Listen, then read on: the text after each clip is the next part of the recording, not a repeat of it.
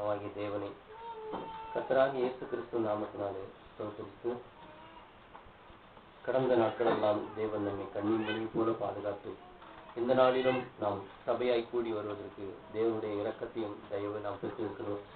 அந்த விதமாய் நம்மை தேவன் நாளிலும் கூட்டி சேர்த்திருக்கிறார். அந்த விதமாய் கூட்டி சேர்த்த தேவன் தாமே நம் ஒவ்வொருடைய விருப்பத்தையும் தேவையும் அறிந்த தேவன் நம்முடைய விருப்பத்தையும் தேவையும் தேவன் சந்திப்பாராக. ஆமென். இன்னைக்கு நாம் பார்க்க போகிற பாடம் தாவீதின் விசுவாசம். அதுக்கு முன்னதாக ஒரே ஒரு காரியம், சகோதரர் வாசித்தார். இவ்வளவு நேரம் ஒரு இங்கிலீஷ் பைபிள் கொடுத்தீங்கன்னா ஒரு செகண்ட்ல வாசிச்சுட்டு போயிடுவாரு. அவர் அந்நிய பாஷைக்காரர், அதனால கொஞ்சம் இது பண்ணி வாசித்தார். அதனால அவருக்கு தெரியாது நம்ம நினைச்சிட வேண்டாம். அவர் ஆக்சுவலா இங்கிலீஷ் பைபிள்ல படிக்கிறவர். தமிழ்லயே அவரை ப்ராக்டிஸ் பண்றதுக்காக படிச்சு விட்டோம். ஸோ கரெக்டாக படித்தார், எந்த குறையும் இல்லை. ஸோ தேவன் அவருக்கு அவருடைய விருப்பத்தின்படி அந்த ஆசீர்வதிப்பாராக. இன்றைக்கு நாம் பார்க்க போவது தாவீதின் விசுவாசம். தாவீதை குறித்து நாம் நிறைய காரியங்கள் பார்த்துருக்கிறோம். சமீபத்தில் தாவீதை குறித்து தனியாக பாடமும் எடுத்திருக்கிறோம். இப்போ என்ன தாவீதோட விசுவாசத்தை மட்டும் நாம பிரித்து பார்க்க வேண்டியதா இருக்குது அப்படின்னு நம்ம சில காரியங்களை யோசிக்க வேண்டியதா இருக்கு. இப்போ தாவீதை குறித்து தேவன் என்ன ஒரு சர்டிஃபிகேட் கொடுத்தாரு? இருதயத்துக்கு ஏற்றவன் அப்படின்னா என் மனசுக்கு ரொம்ப பிடிச்சவன் சொல்லி சொல்லலாம். நம்ம இன்னைக்கு நம்ம நடைமுறை தமிழ்ல என் மனசுக்கு ரொம்ப பிடிச்சவரு தாவீது அப்படின்னு சொல்லலாம். ஸோ அந்த மாதிரி ஒரு சர்டிபிகேட்டை தேவன் அவருக்கு கொடுத்திருக்கிறாருன்னு சொல்லும்போது அவருடைய விசுவாசமா கிரியாது இல்லையா? அவருடைய விசுவாசம் தான் மெயின் அங்க அதுக்கு காரணமா இருந்திருக்குன்னு பாக்குறோம். ஏன்னா தேவனை சந்தோஷப்படுத்தக்கூடியது கிரியை மட்டும் கிடையாது. தேவதூதர்களே தேவனை சந்தோஷப்படுத்த முடியுமே, நிறைய வேலை செய்யறாங்களே கிரியை செய்யறதுனால இல்லையா? தேவதூதர்களுக்கு கூட சந்தோஷப்படாத தேவன் இந்த சின்ன பூமியில ஒரு சிறிய மனுஷன் செஞ்ச ஒரு காரியத்தை பார்த்து சந்தோஷப்பட்டு என் மனசுக்கு பிடிச்சவன்னு சொல்லி சொல்லும்போது அவருக்குள்ள என்ன இருந்தது, எது தேவனை அவர் பிரியப்படுத்திச்சு அப்படிங்கறத நம்ம இன்னைக்கு பார்க்கலாம். ஏன்னா ஒரு வசனம் வாசிக்கிறோம் நம்ம எபிரேயர் 11:6. அந்த வசனத்தோட பொருள் என்ன இருக்குங்க? விசுவாசம் இல்லாமல் தேவனுக்கு பிரியமா இருக்கிறது கூடாத காரியம். அப்ப தேவனை பிரியப்படுத்தினது எதுன்னு பாத்தீங்கன்னா விசுவாசம் தான் இல்லைங்களா? சோ அந்த ஒரு காரியத்தோட கூட நம்ம தாவீதோட விசுவாசத்தை குறிச்சு இன்றைக்கு நம்ம சற்று யோசித்து பார்க்கலாம். இந்த தாவீதை குறிச்சு பார்க்கும்போது அவர் வாழ்ந்த காலம் சொல்லும்போது நியாயப்பிரமாணத்தின் காலம். தேவன் நியாயப்பிரமாணத்தை கொடுத்து அந்த இஸ்ரேல் மக்களை வழி நடத்திட்டு வந்த அந்த நாட்கள்ல அந்த நியாயப்பிரமாணத்தின் கீழாக பிறந்து அந்த நியாயப்பிரமாணத்துக்கு உட்பட்டவர் வளர்ந்தவராக இருக்கிறார். அவர் அநேக நேரத்துல பார்க்கும்போது நியாயப்பிரமாணத்தை மீறி நடப்பாரு. நம்ம வாசிக்கும்போது யோசனை, இந்த இடத்துல தேவன் இவரை கண்டுகிடாம விட்டுட்டு இருக்கிறாரு அப்படின்னு சொல்லி நம்ம பார்க்கலாம். எப்படின்னு கேட்டீங்கன்னா ஒரு சின்ன ஒரு எக்ஸாம்பிள் பாருங்க. ஒரு ஆசரிப்பு கூடாரத்துக்குள்ள இருக்கிற அந்த ஒரு அப்பம், அது யார் தான் சாப்பிடணும்? அது ஆசாரியர்கள் மட்டும்தான் சாப்பிடுவார். ஆனா இவர் போய் வாங்கி சாப்பிட்டு அதை அது மீறதா தானே இருக்கு. ஆனா அது பாத்தீங்கன்னா இயேசு கிறிஸ்து கூட அதை குறிச்சு ஒரு சாட்சி கொடுப்பாரு. தாவீது செஞ்ச காரியத்தை நீங்க பாத்தீங்களா? இயேசு கிறிஸ்து நடந்து போகும்போது சீசர்கள் பின்னாலே வந்தும்போது அந்த கதிரை எடுத்து வாயில போடுவாங்க. அது ஓய்வு நாளா இருக்கும். நம்முடைய சீசர்கள் ஓய்வு நாள் கட்டளை மீறுறாங்களே அப்படின்னு சொல்லும்போது அங்க ஒரு வார்த்தை சொல்லுவாரு, தாவீது அவருடைய காலத்துல செஞ்சதை நீங்க பாத்தீங்களா? இவங்க மீறாங்கன்னு சொன்னா தாவீதே மீறினது தானே அர்த்தம். நீங்க ஓய்வு நாள் மீறான்னு சொல்லி இவங்களை குற்றப்படுத்துறீங்க.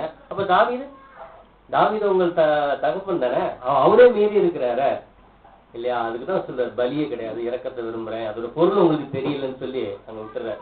அந்த இடத்துல அந்த நியாயப்பிரமாணத்தை தாவீது மீறதாக இருக்கும். ஆனா தேவன் அவரை தண்டிக்கல. காரணம் அவர் விசுவாசத்தை அந்த இடத்துல என்ன பண்ற வெளிப்படுத்தி இருக்காருன்னு பார்க்க முடியுது.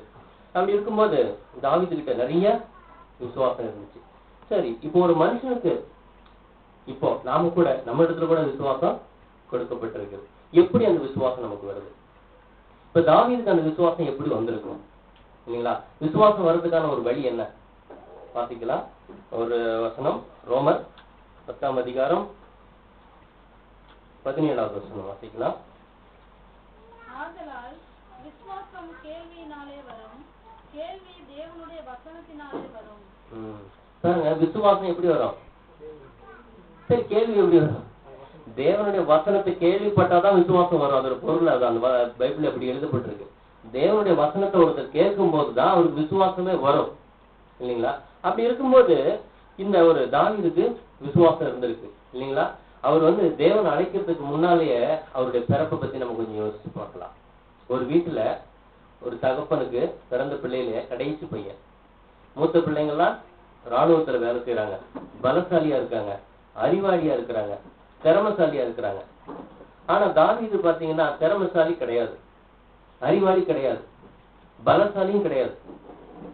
உருவத்திலே பார்க்கும்போது ரொம்ப சின்ன பையன், அந்த வீட்டுல கடைசி பையன். அப்படி இருக்கும்போது இந்த தகப்பனே அவருக்கு ஒரு வேலை கொடுத்திருக்காரு. அவருடைய திறமை பார்த்து என்ன வேலை கொடுத்திருக்காரு தெரியுங்களா? ஆடு மேய்க்கிற வேலைன்னு நல்ல நம்ம காலத்துல நம்ம நினைக்கிறோம். ஒருத்தர் ஒழுங்கா படிக்கலன்னா என்ன சொல்லுவோம்? ஆடு வாங்கி கொடுத்து மேய்க்க சொல்லுவேன்னு சொல்லி இவருக்கு பாருங்க ஒரு சாதாரணமா ஒரு ஆடு மேய்க்கிறதுக்கு விட்டு வச்சிருக்கிறாங்க இல்லைங்களா?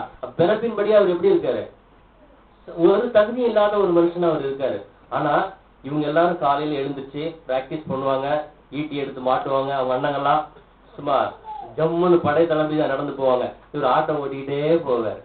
ஆட்டை ஓட்டிட்டு போன ஒரு மனுஷன் அந்த வனாந்தரத்துல இருந்து என்ன பாட்டு பாடியிருக்காரு தெரியுங்களா? நம்ம நிறைய படிக்கக்கூடிய ஒரு சங்கீதம், 23வது சங்கீதம். என்ன சொல்றாரு? கர்த்தர் என் மேய்ப்பர், நான் தாழ்ச்சி அடையேன். அவர் அந்த இடத்துல தான் ஒரு மேய்ப்பரா இருக்கிறார். அந்த ஆடு மேல எவ்வளவு கவனமா இருக்கிறார். அந்த ஆட்டுலயே ரொம்ப பலவீனமான ஆட்டு மேல ரொம்ப கவனம் செலுத்துறார். அப்படின்னு அவர் புரிஞ்சு தேவனை ஒரு மேய்ப்பராகவும் அவர் அந்த பலவீனமான ஆட்டுக்குட்டியாகவும் வச்சு அவர் தேவனை புரிஞ்சுக்கிட்டு இருக்கிறார். பாத்தீங்களா? இவர் தேவனை புரிஞ்சு கொண்டதுக்கு என்ன தேவையில்ல, பெரிய அறிவு ஞானம் தேவையில்ல. அவர் என்ன வேலை செய்யறாரோ அந்த ஒரு ஆட்டுக்குட்டியை வச்சு அவர் தேவனை புரிஞ்சுக்கிட்டார். அவர் என்ன புல்லுள்ள இடங்களில் மேய்க்கிறார், அமர்ந்த தண்ணீர் ரெண்டை கொண்டு போறார். நானே இந்த ஆட்டை எங்க அப்பா கிட்ட இருந்து கூட்டிட்டு வந்து நல்லா அதுக்கு சாப்பாடுனா நல்ல புல்லுள்ள இடத்துல மேய்க்கிறேன், அதுக்கு தண்ணி இப்ப தேவையா இருக்குன்னு எனக்கே இவ்வளவு கரிசனை இருக்க. தேவன் எனக்கு மேய்ப்பரா இருக்கும் போது அவர் என்ன எவ்வளவு கரிசனையா இருப்பார் அப்படின்னு அவர் தேவனை புரிஞ்சு வச்சிருக்காரு. இப்போ இவர் இந்த அளவுக்கு தேவனை புரிஞ்சு இருக்கிறதுக்கு காரணம் எப்படி? யார் இவருக்கு தேவனை பத்தி சொன்னாங்க? இது நம்ம தெரிஞ்சிருக்கணும் இல்லையா? திடீர்னு ஒருத்தருக்கு விசுவாசம் வராத. ஏன்னா வசனம் சொல்லுது, விசுவாசம் எப்படி வரும்? வேத வசனத்தை கேள்விப்பட்டதன் மூலமா தான் இல்லையா? அப்ப இவரை குறிச்சு நம்ம கொஞ்சம் ஒரு காரியத்தை யோசிச்சு பார்க்கலாம் பாருங்க. ரூத் 4ஆம் அதிகாரம் 17வது வசனம் வாசிக்கலாம். இவர் யாருடைய சந்ததியில வந்திருந்தாரு? இவருக்கு 2 தலைமுறைக்கு முன்ன உள்ளவங்க யாரு பாருங்க. 4ஆம் அதிகாரம் 17வது வசனம். பாத்தீங்க.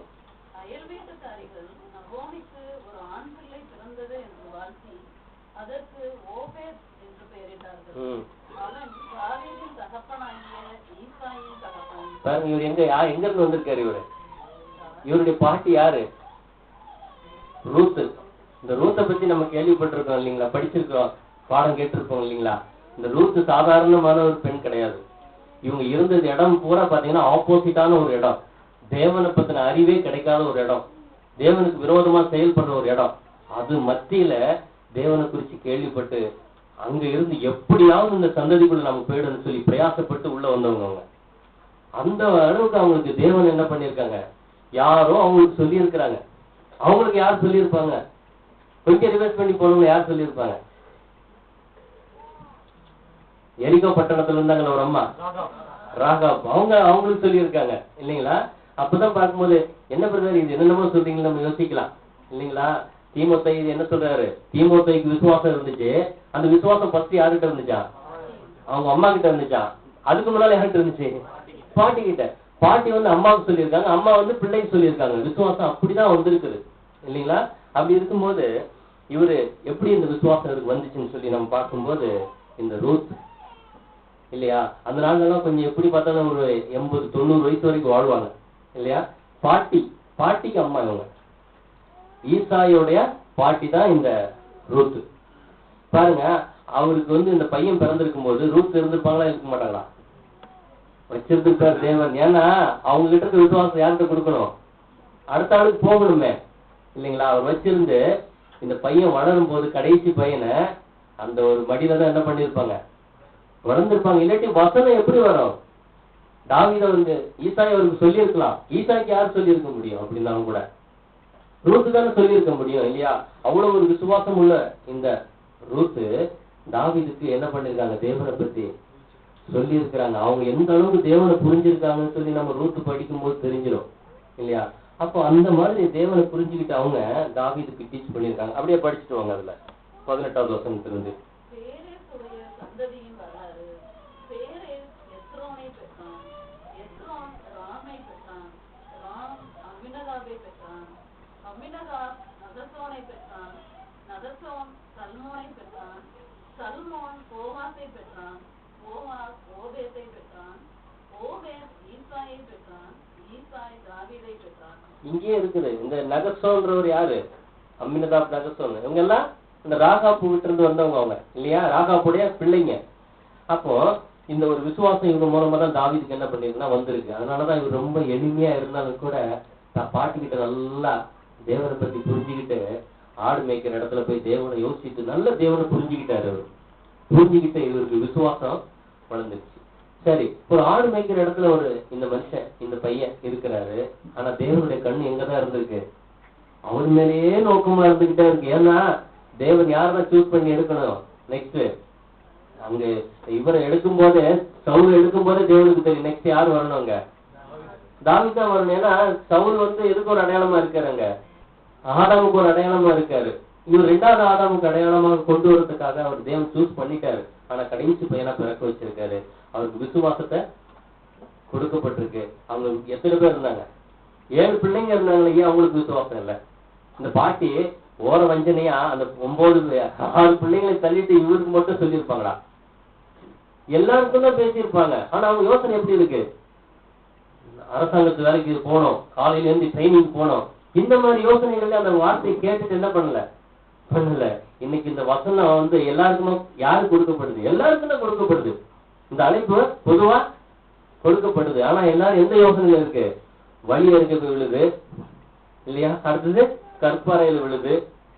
3வது முள்ளுல இடத்துல விழுது இல்லையா? கொடுக்கப்படுது. ஆனா என்ன பண்ணல? அவங்க எல்லாம் கற்பாறையாகவும் வழி அறுக்க விழுந்தவர்களாகவும் அவங்க கேட்கல. ஆனா நல்ல நிலமாக தாவீதுக்கு அந்த வசனம் உள்ள போயிடுச்சு. இப்ப அவருக்கு விசுவாசம் வந்துருச்சு. இப்ப தாவீது கிட்ட விசுவாசம் இருந்திருக்குங்கிறத நம்ம பாக்குறோம். ஏற்ற ஒரு சரியான நேரத்துல தேவன் அவரை சூஸ் பண்ணி எடுக்கிறார். கரெக்டா எடுத்து இப்ப அவருடைய விசுவாசம் தாவீது கிட்ட இருக்கு. இப்ப நம்ம கிட்ட விசுவாசம் இருக்கு. ஆனா இந்த விசுவாசம் நம்ம கிட்ட இருக்குன்னு எப்படி தெரிஞ்சு கொள்ள முடியும்? அதனாலதான் நம்ம யாக்கோபு படிச்சோம் இல்லையா? யாக்கோபுல வாசிங்க அத 3ஆம் அதிகாரம் 14வது வசனம். என் சகோதரரே, ஒருவன் தனக்கு விசுவாசம் உண்டு என்று சொல்லியும் கிரியை இல்லாதவனானால் அவனுக்கு பிரயோஜனம் என்ன? அந்த விசுவாசம் அவனை ரட்சிக்குமா? 18 வாசிங்க. ஒருவன் உனக்கு விசுவாசம் உண்டு, எனக்கு கிரியைகளும் உண்டு, கிரியை இல்லாமல் உன் விசுவாசத்தை எனக்கு காண்பி, நான் என் விசுவாசத்தை என் கிரியினாலே உனக்கு காண்பிப்பேன் என்பானே. மற்றவங்க இவர்கிட்ட விசுவாசம் இருக்குன்னு எப்படி கண்டுபிடிக்க முடியும்? அவருடைய கிரியை வச்சுதான் கண்டுபிடிக்க முடியும் இல்லையா? அப்போ அவர் சொல்றாரு, எனக்கு விசுவாசம் இருக்கு, எனக்கு கிரியை இருக்கு, என்கிட்ட இருக்க விசுவாசம் நான் கிரியை மூலம் வெளிப்படுத்துறேன், உனக்கு விசுவாசம் இருக்குன்னு சொல்றல, காட்டு எப்படி இருக்குன்னு காட்டுன்னு சொல்ற. ஏன்னா இதுக்கு உதாரணத்துக்கு யாரும் எடுக்கிறாரு? பிசாசுக்கு விசுவாசம் இருக்குத, ஆனா என்ன பண்றது அதுகிட்ட கிரியை இல்லையே அப்படின்னு சொல்லி தந்தாரு. பொதுவாக அந்த யாக்கோபு புத்தகம் அதிகமா கிரியை பத்தி தான் எழுதியிருப்பார். வாய், செயல்பாடு, ஒரு சபையில பெரியவர், சின்னவர், படித்தவர், படிக்காதவர், இந்த மாதிரிலாம் இருக்கக்கூடாது. கிரியை பத்தி தான் அதிகமா அவர் எழுதியிருக்கிறார். அதனாலதான் விசுவாசம் கிரியினால பூரணப்பட்டதுன்னு கொண்டு வந்து அவர் முடிக்கிறார். அப்படி இருக்கும்போது இந்த தாவீதுடைய விசுவாசம் கூட எப்படி வெளிப்படும்? தாவீது கிட்ட விசுவாசம் இருந்துச்சு, அது எப்படி வெளிப்பட்டிருக்குது? இந்த வசனத்தின்படி கிரியை மூலமா வெளிப்பட்டிருக்கு. இப்போ நம்ம கிட்ட விசுவாசம் இருக்குது, நம்ம கிட்ட விசுவாசம் இருக்கான்னு ஒரு நேரம் நமக்கே டவுட்டா இருக்கும், என்கிட்ட விசுவாசம் இருக்கான்னு இல்லீங்களா? இப்ப நீங்க பாருங்க, தாவீதை வச்சு நீங்க பார்க்கும்போது தாவீது கிட்ட விசுவாசம் இருந்து நம்ம கிட்ட இருக்கான்னு ஈஸியா நம்ம என்ன பண்ணலாம், செக் பண்ணி பார்த்துடலாம். இப்ப தாவீதோட கிரியை குறிச்சு நம்ம யோசிக்கும் போது, சவுல் ஒரு ராஜாவா இருக்கார், இவர் அபிஷேகம் பண்ணப்பட்டிருக்காரு. அந்த சவுலுடைய ஆளுக்கு கீழே கொண்டு வந்து தேவன் அவரை வச்சுட்டார். இப்ப அவருக்கு விசுவாசம் இருக்கு, அந்த இடத்துல அவருடைய விசுவாசம் எப்படி வெளிப்படுது அப்படிங்கறத நம்ம கொஞ்சம் யோசித்து பார்க்கணும். இவருடைய மனசு எப்படி இருக்கு? தேவனுடைய சத்தியத்துக்கு, அந்த யோசனைக்கு உட்பட்டே வச்சிருக்கிறார். அந்த இதுக்கு மேல போயிடுச்சுன்னு வச்சுக்கோங்களேன், விசுவாசம் அவுட் ஆயிடும். தன்னுடைய யோசனைய தேவனுடைய திட்டத்துக்கு கீழ்படுத்தி வச்சிருக்கிறார். எப்படின்னா, இந்த ராஜா இருக்கிறாரு சவுல், அவருக்கு ஒரு அசுத்தாவி இருக்குது. இப்ப அந்த அசுத்தாவி ஓட்டுறதுக்கு யாரை போய் கூட்டிட்டு வராங்க? தாவீதை கூட்டிட்டு வராங்க. தாவீது வாசித்தாதான் அந்த அசுத்தாவி ஒரு விட்டு போகும் அப்படின்னு. ஆனா தாவீது வர்றாரு. வரும்போது தாவீதோட யோசனை எப்படி வந்திருக்கும்? நீ என்னப்பா, நானே தேவனால் அபிஷேகம் பண்ணப்பட்டேன், உனக்கு அடுத்தது நான் தான் வரணும் அப்படின்னு அந்த எண்ணத்தை அங்க கொண்டு வராம ரொம்ப சாதாரணமா வந்து அங்க வாசிக்கிறேன். தேவனால் அபிஷேகம் பண்ணப்பட்டிருக்கு தெரியும், ராஜாவாக போறங்கிறது அவருக்கு தெரியும், அந்த அறிவு அவருக்கு கொடுக்கப்பட்டிருக்கு. ஆனா எப்படி பண்றாருங்க? சாதாரணமா கிரியை செஞ்சு அவருக்கு கீழ்பட்டு ஒரு வேலை செஞ்சுக்கிட்டு இருக்காரு. இது அவருடைய விசுவாசத்தை வெளிப்படுத்துது இல்லைங்களா? இப்ப நம்ம புதிய ஏற்பாட்டுல ஒரு வசனம் வாசிக்கிறோம் பாருங்க. 1 பேதுரு 5ஆம் அதிகாரம் 6-7 வசனம் வாசிங்க. ஆகையால் ஏற்ற காலத்திலே தேவன் உங்களை உயர்த்தும்படிக்கு அவருடைய பலத்த கைக்குள் அடங்கியிருங்கள். அவர் உங்களை விசாரிக்கிறவரானபடியால் உங்கள் கவலைகளை எல்லாம் அவர் மேல் வைத்து விடுங்கள். பாருங்க, ஏற்ற காலத்தில் தேவன் உங்களை உயர்த்தும்படி அவருடைய பலத்த கைக்குள் அடங்கியிருங்கள் அப்படின்னா என்னது? உங்க யோசனைகளை உட்படுத்தி வைங்கன்னு சொல்லி சொல்றாரு. இவங்க தாவீது என்ன பண்றாருங்க? தன்னுடைய யோசனை கீழ்படுத்துறாரு. நான் ராஜாவாத அபிஷேகம் பண்ணப்பட்டிருக்கேன், ஆனா என்னுடைய வேலை இன்னும் வரல. தன்னை அந்த இடத்துல காட்டிக்கொள்ளவே இல்லை. ரொம்ப சாதாரணமா போய் அங்க ஒரு வேலை செஞ்சுக்கிட்டு இருக்காரு. இது வந்து பார்க்கும்போது அவருடைய விசுவாசத்தை அந்த இடத்துல என்ன பண்ணுது? வெளிப்படுத்துது. ஒருத்தருக்கு வந்து பாருங்க, நான் தேவனால் அழைக்கப்பட்டிருக்கேன்னு சொன்ன உடனே நம்முடைய மனசு எப்படிப்பட்டதா ஆயிருது? நீ மட்டும் தான் அழைக்கப்பட்டிருக்க, நானும் தான் அழைக்கப்பட்டிருக்க அப்படின்னு சொல்லி அப்படி ஒரு மோசமான யோசனைகளை என்ன பண்ணுது? மனுஷனுக்கு கொண்டு வந்தது. இது என்ன கிரியை கிடையாது, விசுவாசம் கிடையாது அந்த இடத்துல அர்த்தம். தேவனால் அழைக்கப்பட்டிருக்கிற நாம என்ன பண்ணிட்டு இருக்கான்? நம்முடைய யோசனைகளை முதலாவது கீழ்படுத்தணும். அப்போது பவுல் இதெல்லாம் நல்லா புரிஞ்சு வச்சிருந்தார். அவருடைய யோசனை என்ன பண்ணாரா? கிறிஸ்துவுக்கு கீழ்படுத்தி சிறைப்படுத்துறார். எந்த இடத்துலயுமே நாம் அழைக்கப்பட்டிருக்கோம். நமக்கு வந்து ஒவ்வொரு காலங்கள் நமக்கு நியமிக்கப்படுது. கேட்கிற காலம், செய்ய வேண்டிய காலம். கேட்கிற காலத்துல சரியா கேட்கலன்னு சொன்னா நெக்ஸ்ட் காலம் என்ன பண்ண முடியாதுங்க, செய்ய முடியாது. கேட்கிற காலத்துல நல்லா கேட்டுக்கொள்ளணும். கேட்கிற காலத்துல நம்ம வேற யோசனையை கொண்டு வந்தோம்னு வச்சுக்கோங்களேன், கஷ்டமான சொன்ன. அதனாலதான் நம்ம வந்து கற்றுக்கொள்ள வேண்டிய ஒரு காலம், செயல்படுத்த வேண்டிய ஒரு காலமும் வரும். செயல்படுத்த வேண்டிய காலத்துல செயல்படுத்தி தான் ஆகணும். கற்றுக்கொள்ள வேண்டிய காலத்தை கற்றுக்கொண்டுதான் ஆகணும். இந்த நேரத்துல நம்முடைய யோசனையை மாற்றி கொண்டோம்னு வச்சுக்கோங்களேன், தாவீது கிட்ட இருந்து நம்ம கற்றுக்கொள்ளவே முடியாது. அந்த இடத்துல விசுவாசம் இல்லாம போயிடும். நம்முடைய மனசை கீழ்படுத்தி, நான் இது கேட்கிற காலம், நான் நிறைய கேட்டுக்கொள்ளணும் அப்படின்னு சொல்லி கீழ்படுத்துறார். புரியுதுங்களா? இப்ப அந்த விசுவாசம் எப்படி வெளிப்படுது? அந்த இடத்துல கிரியை மூலமாக வெளிப்படுது இல்லைங்களா? அடுத்தது இன்னொரு இடத்துக்கு போகலாம் பாருங்க. ஏற்ற காலத்துல தேவன் என்ன பண்ணுவாங்க? உயர்த்துவாங்க. நம்ம நினைக்க பேச விடுறது கிடையாது. பேசுறது பயத்தோட பேச வேண்டியதா இருக்கிறதா சொல்றாரு. உன்னையும் உபதேசத்தையும் அப்பதான் உன்னையும் ரட்சித்துக் கொள்வோம், உபதேசம் கேட்கிறவங்களையும் ரட்சித்துக் கொள்வான்னு என்ன அர்த்தம்?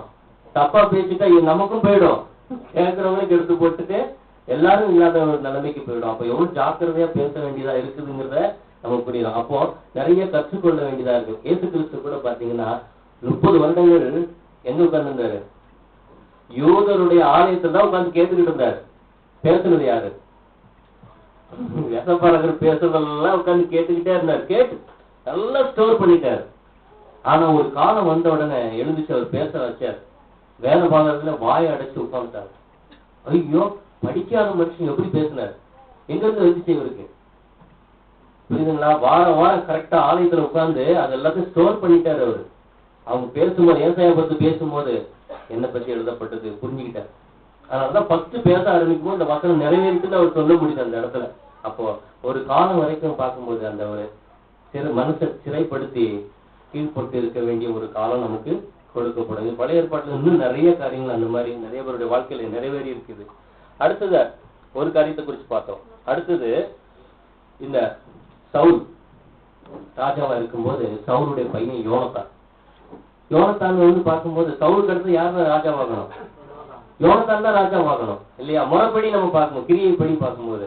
ஆனா இந்த தாவீது போய் அந்த யோனத்தானுக்கு என்ன ஆயிட்டாரு? பயங்கரமான ஃப்ரெண்டு, சாதாரண ஃப்ரெண்டு கிடையாது. அவங்க பத்தி 2 பேரும் படிச்சு பார்க்கும்போது அவங்க 2 பேரும் இவர் சொல்லுவாரு அவங்களுடைய சிநேகம் ஸ்திரீயின் சிநேகத்தை காட்டிலும் அதிகமா இருக்குன்னு சொல்லி சொல்லுவார். அவ்வளவு ஒரு ஹஸ்பண்ட் ஒய்ஃப் மாதிரி இருந்தாங்களா 2 பேரும், தாவீதும் யோனத்தானும். எப்படி மனசு வந்துச்சு? தாவீது மாம்சப்படி யோசிச்சிருந்தான்னு வச்சுக்கோங்க, அவருக்கு அந்த இடத்துல விசுவாசம் இல்லைன்னு சொன்னா என்ன யோசனை வந்திருக்குன்னா, அடுத்து இவர் தான் ராஜா வரணும், எனக்கு அடுத்தது எனக்கு போட்டியா வரப்போற இவன் தான் அப்படின்ற ஒரு யோசனை அவருக்கு வந்திருந்தா நிச்சயமா யோனத்தான் கிட்ட என்ன பண்ண முடியாது, ஃப்ரெண்ட்ஷிப் அவங்க பேசவே முடியாது. அப்படி பார்த்துட்டு அப்படி பார்க்காத மாதிரி போயிடுவோம் நம்ம, இல்லைங்களா? மனுஷனுடைய சுபாவம் அதுதான். ஆனா தாவீதுக்கு அந்த பாருங்க அந்த யோசனையே கொடுக்காம, எனக்கு தகுதி கிடையாது, நானு ஆடு மேய்ச்சிக்கிட்டு இருந்தவன், தகுதியான இவருக்கு தான் இருக்குது.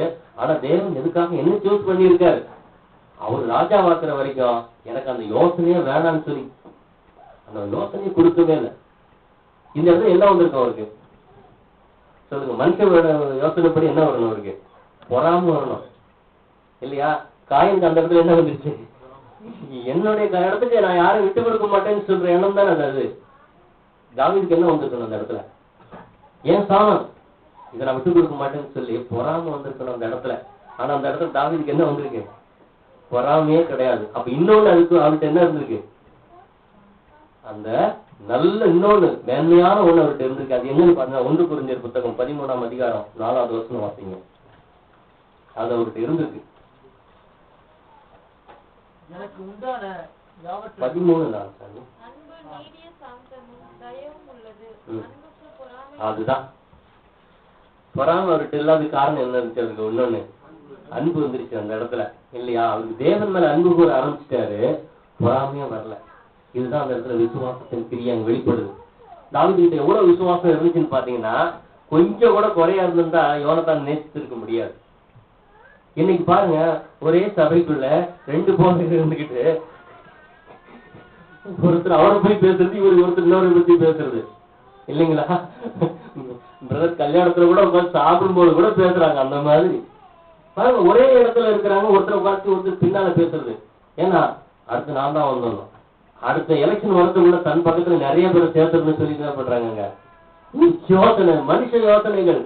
உலகம் கம்ப்ளீட்டா என்ன ஆயிடுச்சுன்னா உள்ள வந்துருச்சு. ஆனா தாவீதுக்கு அந்த யோசனையே வரல. தான் ஜனங்களை ஆதாயப்படுத்தணும், ராஜஸ்தானம் எனக்கு வரணும், அந்த யோசனையே வரல. என்னை அபிஷேகம் பண்ணவர் தேவன், நான் இதுக்கு தகுதி இல்லைன்னு சொல்லி தேவன் மேல அந்த ஒரு விசுவாசத்துல அந்த யோசனைக்கு இடம் கொடுக்கல. அதனால அவருக்கு என்ன வரல? பொறாம வர வேண்டிய இடத்துல அன்பு வந்துருச்சு. புரியுதுங்களா? முதலாவது பார்க்கும்போது முதல்ல என்ன இருந்துச்சு அவர்கிட்ட? அடக்கம், தன்னை கீழ்படுத்துறாரு. 2வது தன்னுடைய என்ன பண்ணிருக்கணும் அந்த இடத்துல? மாம்சப்படியான யோசனை கொடுக்காம ஆவியின்படியா தேவன் மேல உள்ள விசுவாசத்தினால பொறாம காட்ட வேண்டிய இடத்துல அன்பு காமிச்சிட்டாரு. எப்படி அவருடைய விசுவாசம் எப்படி வெளிப்பட்டிருக்கு பாருங்க. இப்போ நம்ம இந்த மாதிரி செய்யறோமா நம்ம யோசித்து பார்க்கலாம். சாரி, நம்ம விசுவாசத்தினால்தான் அந்த இடத்த கடந்து போகிறோம். இன்னைக்கு கம்மியா இருக்கலாம், நாளைக்கு அந்த தேவன் எனக்கு கொடுக்க வல்லவர்னு விசுவாசித்து நம்ம என்ன பண்ணணும்? அந்த இடத்துல கடந்து போகணும். விசுவாசம் இருந்தா நெக்ஸ்ட் என்ன பண்ணணும்? நற்கிரிய தேவன் நமக்குள்ள துவங்குவார் இல்லைங்களா? சோ அப்ப நம்ம பார்க்கும்போது இந்த இடத்துல பொறாம இருக்க வேண்டிய இடத்துல அவருக்கு அன்பு இருந்திருக்குது. காரணம் அவர் தேவனோட உள்ள விசுவாசம். அப்ப தேவனால் நம்ம அழைக்கப்பட்டிருக்கிறோம், நம்ம நித்திய ஜீவனுக்காக தான் அழைக்கப்பட்டிருக்கோம். அந்த யோசனையை மட்டும் நம்ம வச்சிருந்தோம்னு சொன்னா நமக்கு வேற யோசனை வராது. இதுங்களா? அதுக்கு தாவீது கிட்ட 2வது ஒரு காரியத்தை நம்ம பார்த்திருக்கிறோம். அடுத்தது 3வது, தாவீது இன்னொரு காரியத்தை செய்யறாரு. இந்த சவுல் அவரை தொடர்ந்து டார்ச்சர் பண்ணிக்கிட்டே இருக்கிறார், கொலை செய்யறதுக்காக வர்றார். இப்போ அவருடைய மனசு எப்படி இருந்துச்சுன்னு சொல்லி நம்ம பார்த்தோம்னு சொன்னா, தனக்கு யாராவது தீங்கு செஞ்சா நம்ம என்னதான் பண்ணுவோம் மாதிரி பதிலுக்கு செஞ்சிடணும்ன்றதுதான் நம்ம மனுஷனுடைய யோசனை. அதனால இயேசு கிறிஸ்து என்ன சொல்லிட்டாரு? தீமைக்கு தீமையும் உதாசனத்துக்கு உதாசம் சரி கட்டாதீங்கன்னு மத்தேயு 5ஆம் அதிகாரத்துல பாருங்க 39-40 வாசிங்க.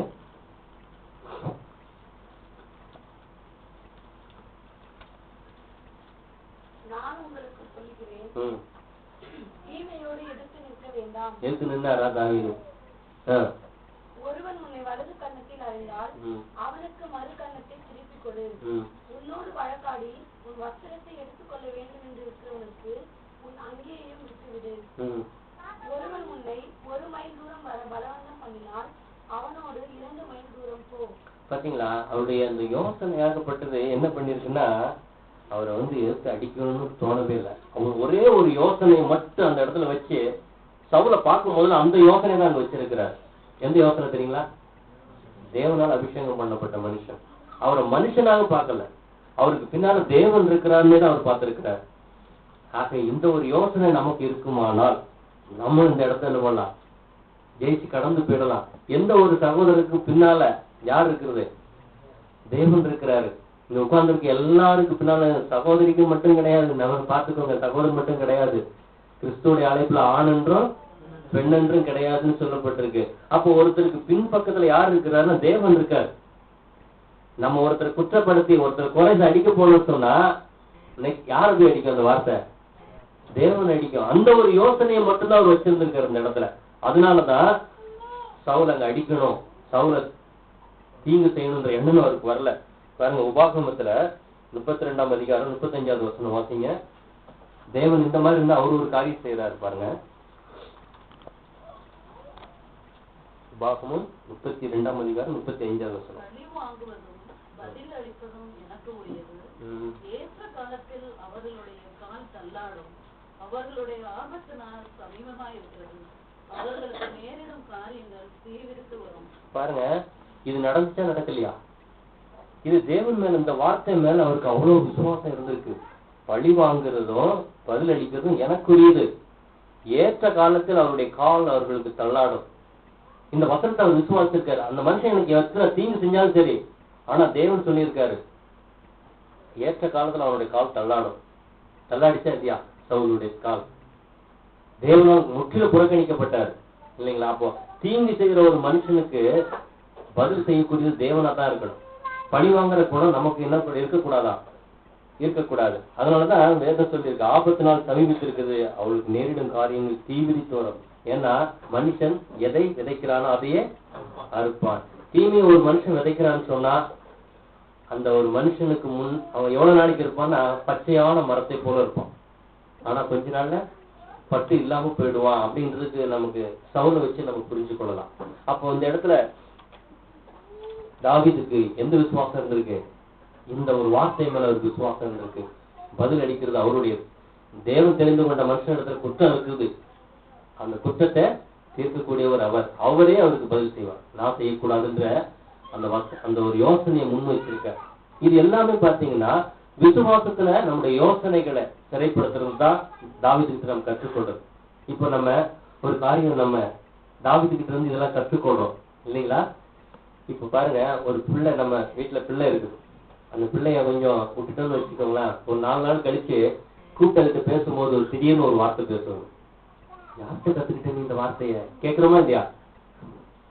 அது யாருக்கிட்டயோ யாரோ ஒரு வார்த்தையை சொல்லி கொடுத்தோம், அது கத்துக்கிட்ட உடனே அது அப்படியே என்ன பண்ணுதாங்க, பேசுது. யாரோ ஒருத்தர் பேசுற மாதிரியே பேசுது.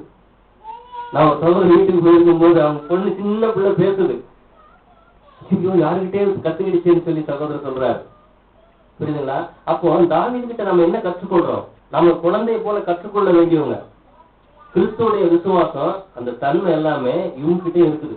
இவங்க கிட்ட நம்ம கற்றுக்கிட்டா அந்த எப்படி அந்த குழந்தை அந்த எதிராளி பேசுறது மாதிரி அந்த குழந்தை பேசுறது போல இவங்க கிட்ட கத்துக்கிட்டா நாம என்ன பண்ணுவோம்?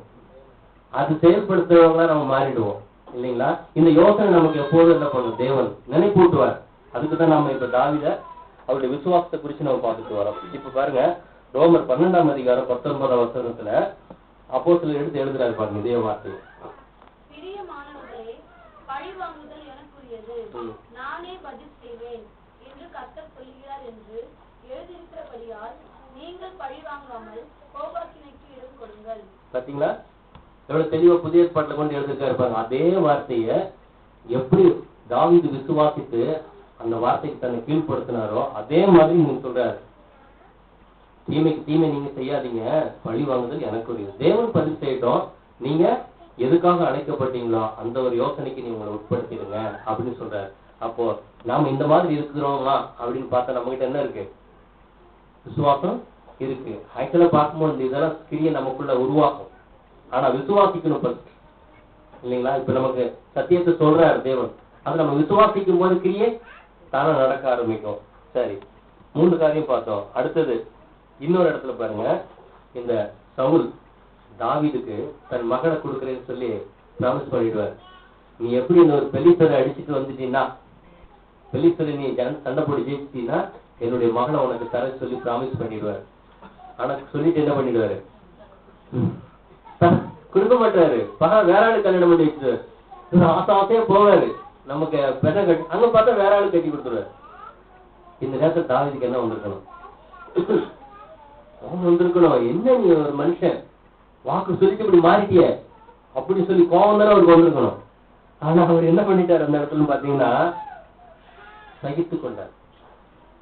தேவனே, நீங்க எனக்கு கொடுக்கணும்னு நினைச்சிருந்தீங்கன்னா கண்டிப்பா கொடுத்துருப்பீங்க, தேவன் எனக்கு தரல அப்படின்னு அந்த இடத்துல என்ன பண்ணிருக்காரு, தன்னுடைய மனசை வச்சிருக்கிறார்.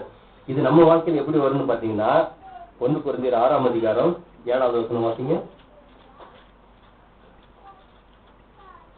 நீங்கள் ஒருவரோடு ஒருவர் வழக்காடுகிறது எவ்விதத்திலும் குற்றமாய் இருக்கிறது. அப்படி செய்கிறதை விட நீங்கள் ஏன் அநியாயத்தை சகித்துக் கொள்ளுகிறதில்லை, ஏன் நஷ்டத்தை பொறுத்துக் கொள்ளுகிறதில்லை? இந்த பாருங்க, இந்த வசனத்துக்கு நான் கிட்டத்தட்ட ஒரு 8 வருஷத்துக்கு முன்னால ரொம்ப நாள் கழிச்சு எனக்கு இந்த வசனம் தெரிய வந்துச்சு. அப்ப நம்ம என்ன பண்றோம், நஷ்டத்தை சகித்துதான் கொள்ளணுமா? ஆமா, நிச்சயமா தேவனுடைய சித்தம் இல்லாம எந்த ஒரு மனுஷனும் நம்மளை ஏமாற்ற முடியாது, எந்த மனுஷனும் நம்மளுக்கு கஷ்டத்தை கொடுக்கவும் முடியாது. தேவனுடைய சித்தம் இல்லாம முடி கூட கீழே விடாதுன்னு சொல்லும் போது ஒரு மனுஷன் நம்மளை ஏமாத்துறாரு, வாக்கு சொல்லிட்டு தரமாட்டேன்னு சொல்றாருன்னு சொன்னா அது யாராலும் நீங்க நடக்குதுங்க? தேவனை தேடுகிறவங்க ஒரு நன்மையும் குறைபடாது. அப்போ ஒண்ணு நமக்கு கொடுக்கறேன்னு சொல்லி மாற்றப்படுறது, தரமாட்டேன்னு போனா அது என்னது? அது நன்மை கிடையாது, அது நன்மை குறைபடாது. ஆனா குறைபடுதுன்னு சொன்னா அது என்னது கிடையாது, நமக்கு தேவையில்லைன்னு தேவன் சொல்லிட்டாரு, ஓகே எனக்கு வேணாம் அப்படின்னு சொல்லி நம்ம விட்டு அந்த ஒரு நஷ்டத்தை சகித்துக் கொள்ளும் போது இந்த மாதிரி யோசனை வந்ததுனால சவுல் மேல கோபம் வரல. இல்லைன்னா சவுல் மேல எவ்வளவு கோபம் வந்திருக்கும் பாருங்க. இந்த தாவீது போய் 100 பெலிஸ்தரை பிடிச்சு அவன் நுனித்தோலை கொண்டு வந்து கொடுக்குறாரு. இந்த சவுல் அடிச்சு போறதுக்கு எவ்வளவு நேரம் ஆகும்? இன்னும் பாத்தீங்கன்னா தேவன் சவுலுக்கு முதல்ல மெய் காப்பாடுனா இவர் தான் நியமிப்பார். மெய் காப்பாடுன்னு என்ன அர்த்தம்? படுக்கும் போது கூட பக்கத்துல நின்றுட்டு இருக்கணும், தனிச்சு விடப்பட்டிருப்பார் ராஜா. தனியா நின்று இவர் பாதுகாக்கிறவங்க தான் மெய் காப்பாளர். அந்த பொறுப்பை கொடுத்து பார்த்தாரு தேவன், க்ளோஸ் பண்றானா பாக்கலான்னு, பண்ணவே இல்லையே. அப்ப இவருக்கு இந்த மாதிரி யோசனைகள்லாம் வந்துருந்துச்சுன்னு சொன்னா அந்த ஒரு பழி வாங்குற குணம் வந்திருக்கும். இந்த இடத்துல எந்த யோசனை அவர் முன் வச்சிருக்கிறாரு? கர்த்தரை தேடுகிறவருக்கு ஒரு நன்மையும் குறைபடாது. அப்ப எனக்கு ஒரு குறைபடுதுன்னா அது நன்மை கிடையாது. இந்த ஒரு யோசனை நமக்கு வந்துடணும். எந்த ஒரு காரியம் நமக்கு கொடுக்கறேன்னு சொல்லி கொடுக்காம போகுதோ, நம்ம எதிர்பார்த்த காரியம் ஒண்ணு கிடைக்காம போகுதோ, அப்போ நம்முடைய மனசு எப்படி இருக்கணும்? அது தேவ சுத்தம் கிடையாது, அதனால எனக்கு தரல, தேவனே நீங்க வேணாம்னு சொல்லிட்டீங்க, எனக்கு வேணும். இந்த மாதிரி யோசனை வந்துச்சுன்னு சொன்னா நம்ம என்ன பண்ண மாட்டோம், எதிராளியோட போராட மாட்டோம், ஃப்ரீயாயிடும். வேணாம், அதே ஆள்கிட்ட நல்லா பேச முடியும் நம்மளால. இந்த ஒரு யோசனை நமக்கு இருக்குன்னு சொன்னா அப்போ அந்த விசுவாசத்தோட கிரியை எப்படி இருக்கு? இந்த இடத்துல சகிப்பு தன்மையா வெளிப்படுத்தப்படுதுங்க இல்லையா? அடுத்தது இந்த ஒரு கேக்லா பட்டணம்ன்ற ஒரு பட்டணம், அதை போய் தாவீது காப்பாற்றுவார். இந்த கேக்லா பட்டணம் பார்க்கும்போது பெலிஸ்தருடைய நாட்டுக்கு பக்கத்துல இருக்கும். முதலாவது அவங்க அந்த கேக்லா பட்டணத்தை பிடிக்க வருவாங்க. அப்ப தாவீது இந்த வனாந்தரத்துல ஓடிக்கிட்டு இருக்கும்போது தாவீதுக்கு சொல்லுவாங்க, இந்த மாதிரி பெலிஸ்தர் வந்திருக்காங்க. முதலாவது அந்த ஒரு பட்டணத்தை தான் தாவீது காப்பாற்றுவார். காப்பாற்றணும்னு அந்த மக்கள் ரொம்ப சந்தோஷமாயிடும், நீங்க எங்களோடய கூட இருங்க அப்படின்னு சொல்லி அவர் கூட தங்க வச்சிருப்பாங்க. இங்க இருக்கிறன்னு சொல்லி யாரோ ஒருத்தர் அங்க போய் சொல்லிடுவாங்க, யாருக்கிட்ட? சவுல்கிட்ட போய் சொல்லிடுவாங்க, கேக்லா பட்டணத்துல தாவீது ஒளிஞ்சிருக்காரு. உடனே தாவீத சவுல் விரட்டிட்டு வருவார். உடனே இவருக்கு ஒரு யோசனை வரும், அந்த மக்களுக்கு நன்மை செஞ்சிருக்கேன், எனக்காக இந்த மக்கள் எழுந்து ஃபைட் பண்ணுவாங்க, கண்டிப்பா என்னை காப்பாற்றுவாங்கன்னு நினைக்காம இவர் நேரம் தேவன்கிட்ட போவார். தேவனே இந்த மக்களுக்கு நான் நன்மை செஞ்சிருக்கேன், இந்த மக்கள் வந்தா சவுல் என்னை காட்டி கொடுப்பாங்களா? ஆமான்னு சொல்லுவார் தேவன். தெரிஞ்சு போச்சு, ஐயோ இங்க இருந்தா கண்டிப்பா காட்டி கொடுத்துருவாங்க சொல்லிட்டு எஸ்கேப் ஆயிடுறாரு. இந்த நேரத்துல அவர் எப்படி ரிப்ளை பண்ணிருக்கலாம்? அந்த இடத்துல அந்த மக்களை பார்த்து என்ன கேட்டுக்கலாம்? நன்றி கெட்டவர்களே, உங்களை காப்பாத்து எனக்கே நீங்க துரோகம் பண்றீங்களா அப்படின்னு கேட்டிருக்கணும். தேவன்கிட்ட கேட்டு பாருங்க, அவன் மேல ஒரு இது கூட எண்ணமும் வரல. ஏன்னா தேவன் எது வரைக்கும் இந்த இடத்துல வச்சிருக்காரோ அது வரைக்கும் இருக்கும்.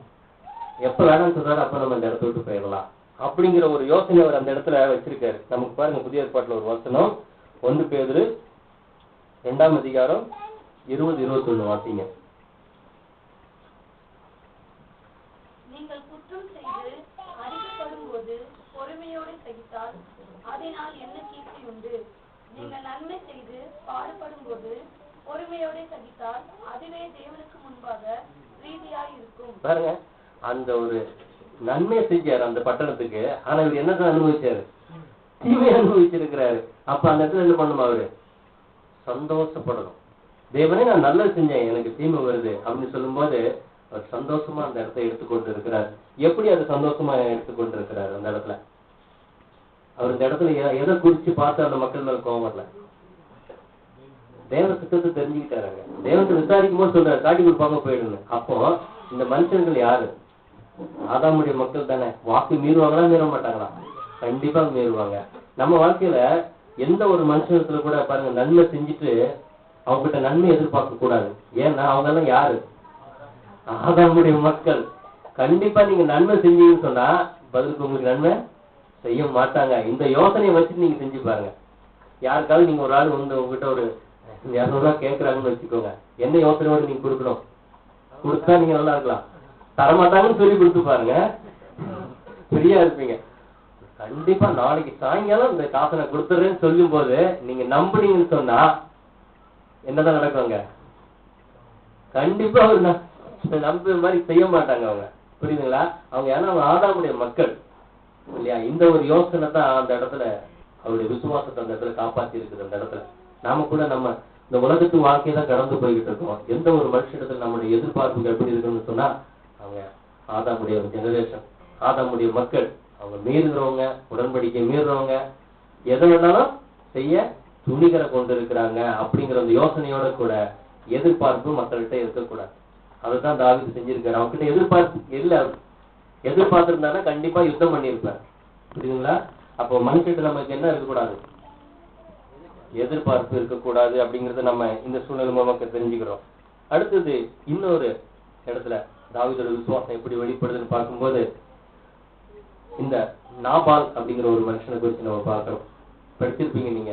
நாபால்ன்ற ஒரு மனுஷன் எப்படிப்பட்டாருன்னா மிகவும் எப்ப பார்த்தாலும் தின்னுகிட்டே இருக்கக்கூடிய ஒரு மனுஷன், பணம் பணம் பணம் அலையக்கூடிய ஒரு மனுஷன். தாவீது அந்த காட்டுல இருக்கும்போது இந்த நாபாலுக்கு நிறைய ஆடுகள் இருக்கும். அந்த ஆடுகள் எல்லாம் தாவீது காப்பாற்றி வச்சிருப்பாரு. ஒரு நாள் தாவீதுக்கு சாப்பாடு இல்லாத ஒரு சூழ்நிலை ஏற்படும்.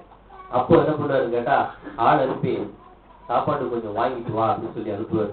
இப்ப இவங்க போய் கேட்கும் போது இவங்க என்ன கேள்வி சொல்ல முடியுமா? தாவீது யாரு? ஈசாயின் மகன் யாரு?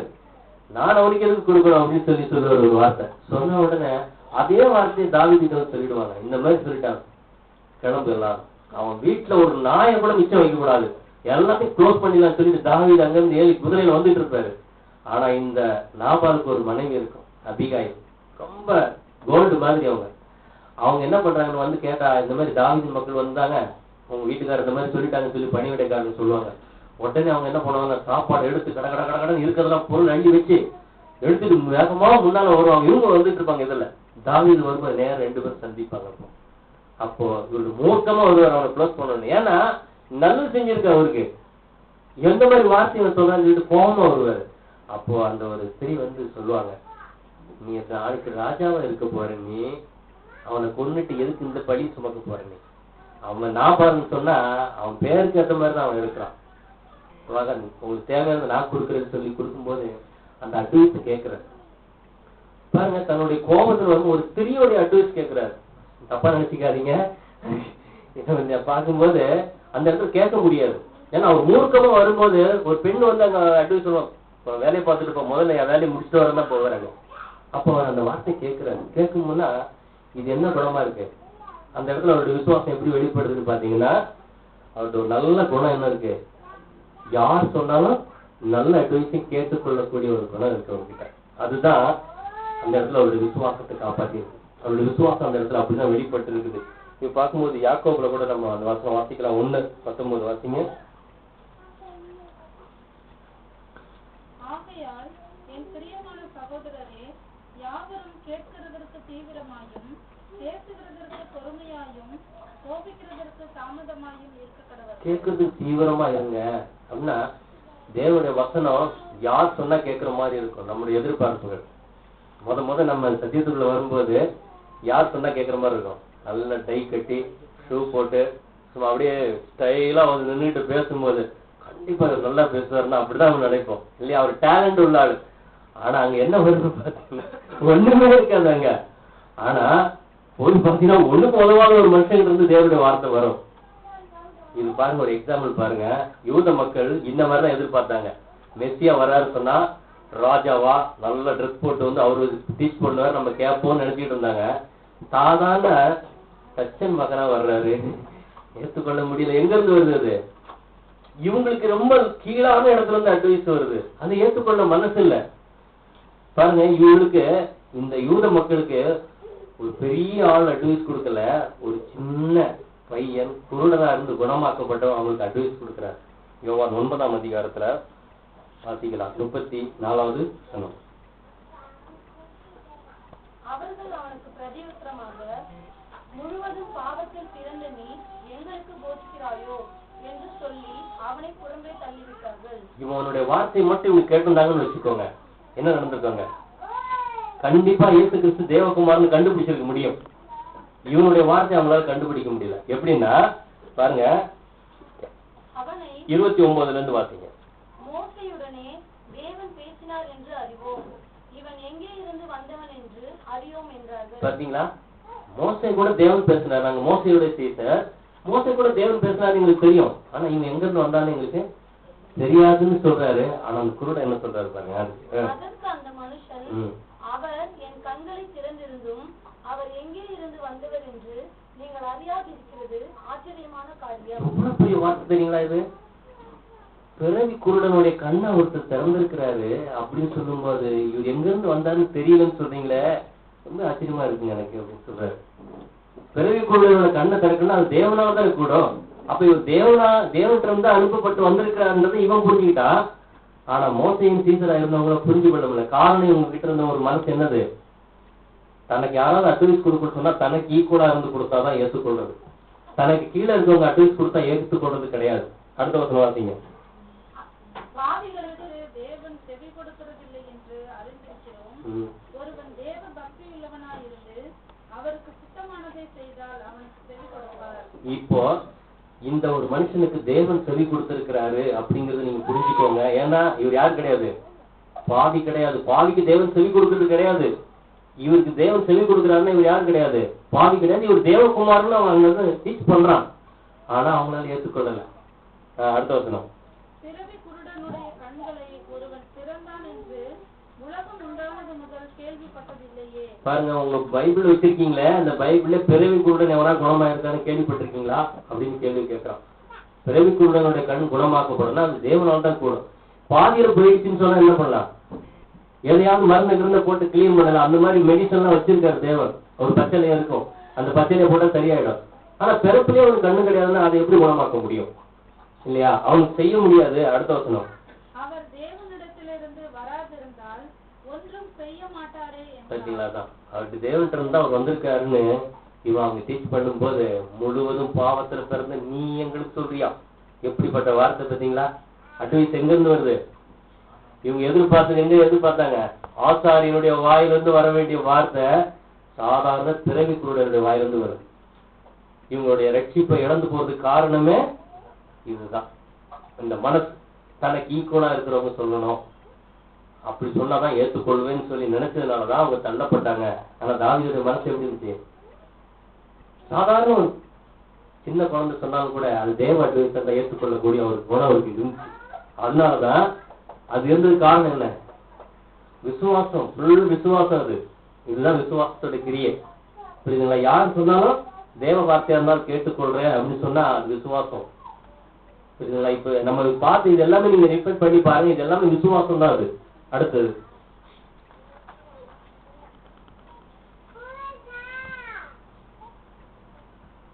சவுல் லாஸ்டா மரிச்சு போயிட்டார் இல்லைங்களா? சவுல் மரிச்சு போயிட்டு அந்த செய்தியை ஒரு மனுஷன் கொண்டுட்டு வர்றான். அவனுக்கு எப்படி யோசனை இருக்குன்னு கேட்டீங்கன்னா, என் வாழ்க்கையிலே நான் பெரிய ஆள் ஆக போறேன் இன்னையில இருந்து. ஏன்னா சவுல் செத்து போயிட்டாரு. ஆக்சுவலா அவர் பாத்தீங்கன்னா ஈட்டியில மாட்டிட்டு செத்து போயிட்டாரு. நான் தான் கொன்னேன்னு சொல்லி தாவீதுகிட்ட போய் சொல்லிட்டா பயங்கர வெகுமதி கிடைக்கும்னு சொல்லிட்டு யோசிச்சுட்டு ஒரு மனுஷன் வந்துட்டு இருக்கான். தாவீதுகிட்ட சொல்றாரு, ராஜாவே இந்த மாதிரி சவுல் செத்து போயிட்டாரு, உனக்கு எப்படி பார்த்து தெரியும் அப்படின்னு அவர் கேட்கும்போது அது வசனம் வாசிங்க. 2 சாமுவேல் 1ஆம் அதிகாரம் 1ல இருந்து வாசிங்க.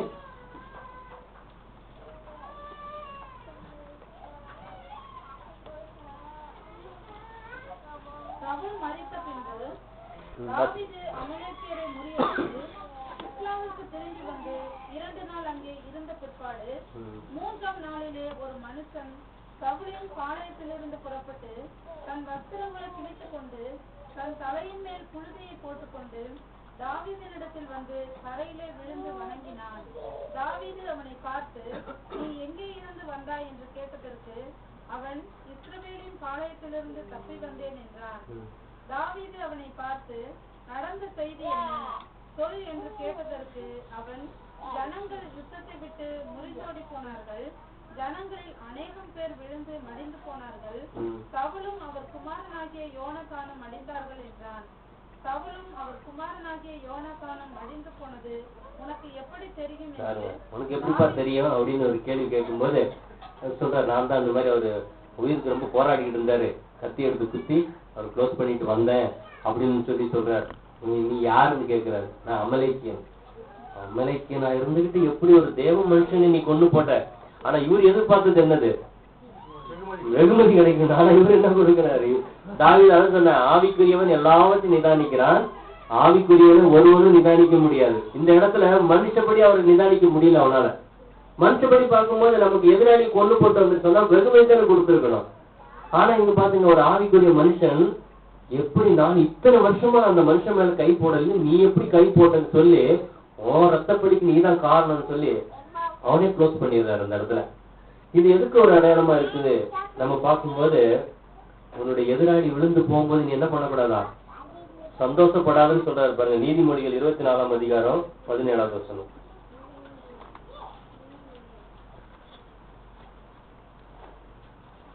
உன் சத்துரு விழும்போது சந்தோஷப்படாதே, அவன் இடரும் போது உன் இருதயம் களி கூடாது இருப்பதாக. பாத்தீங்களா, சத்துரு கீழே விழும்போது சந்தோஷப்படக்கூடாதா?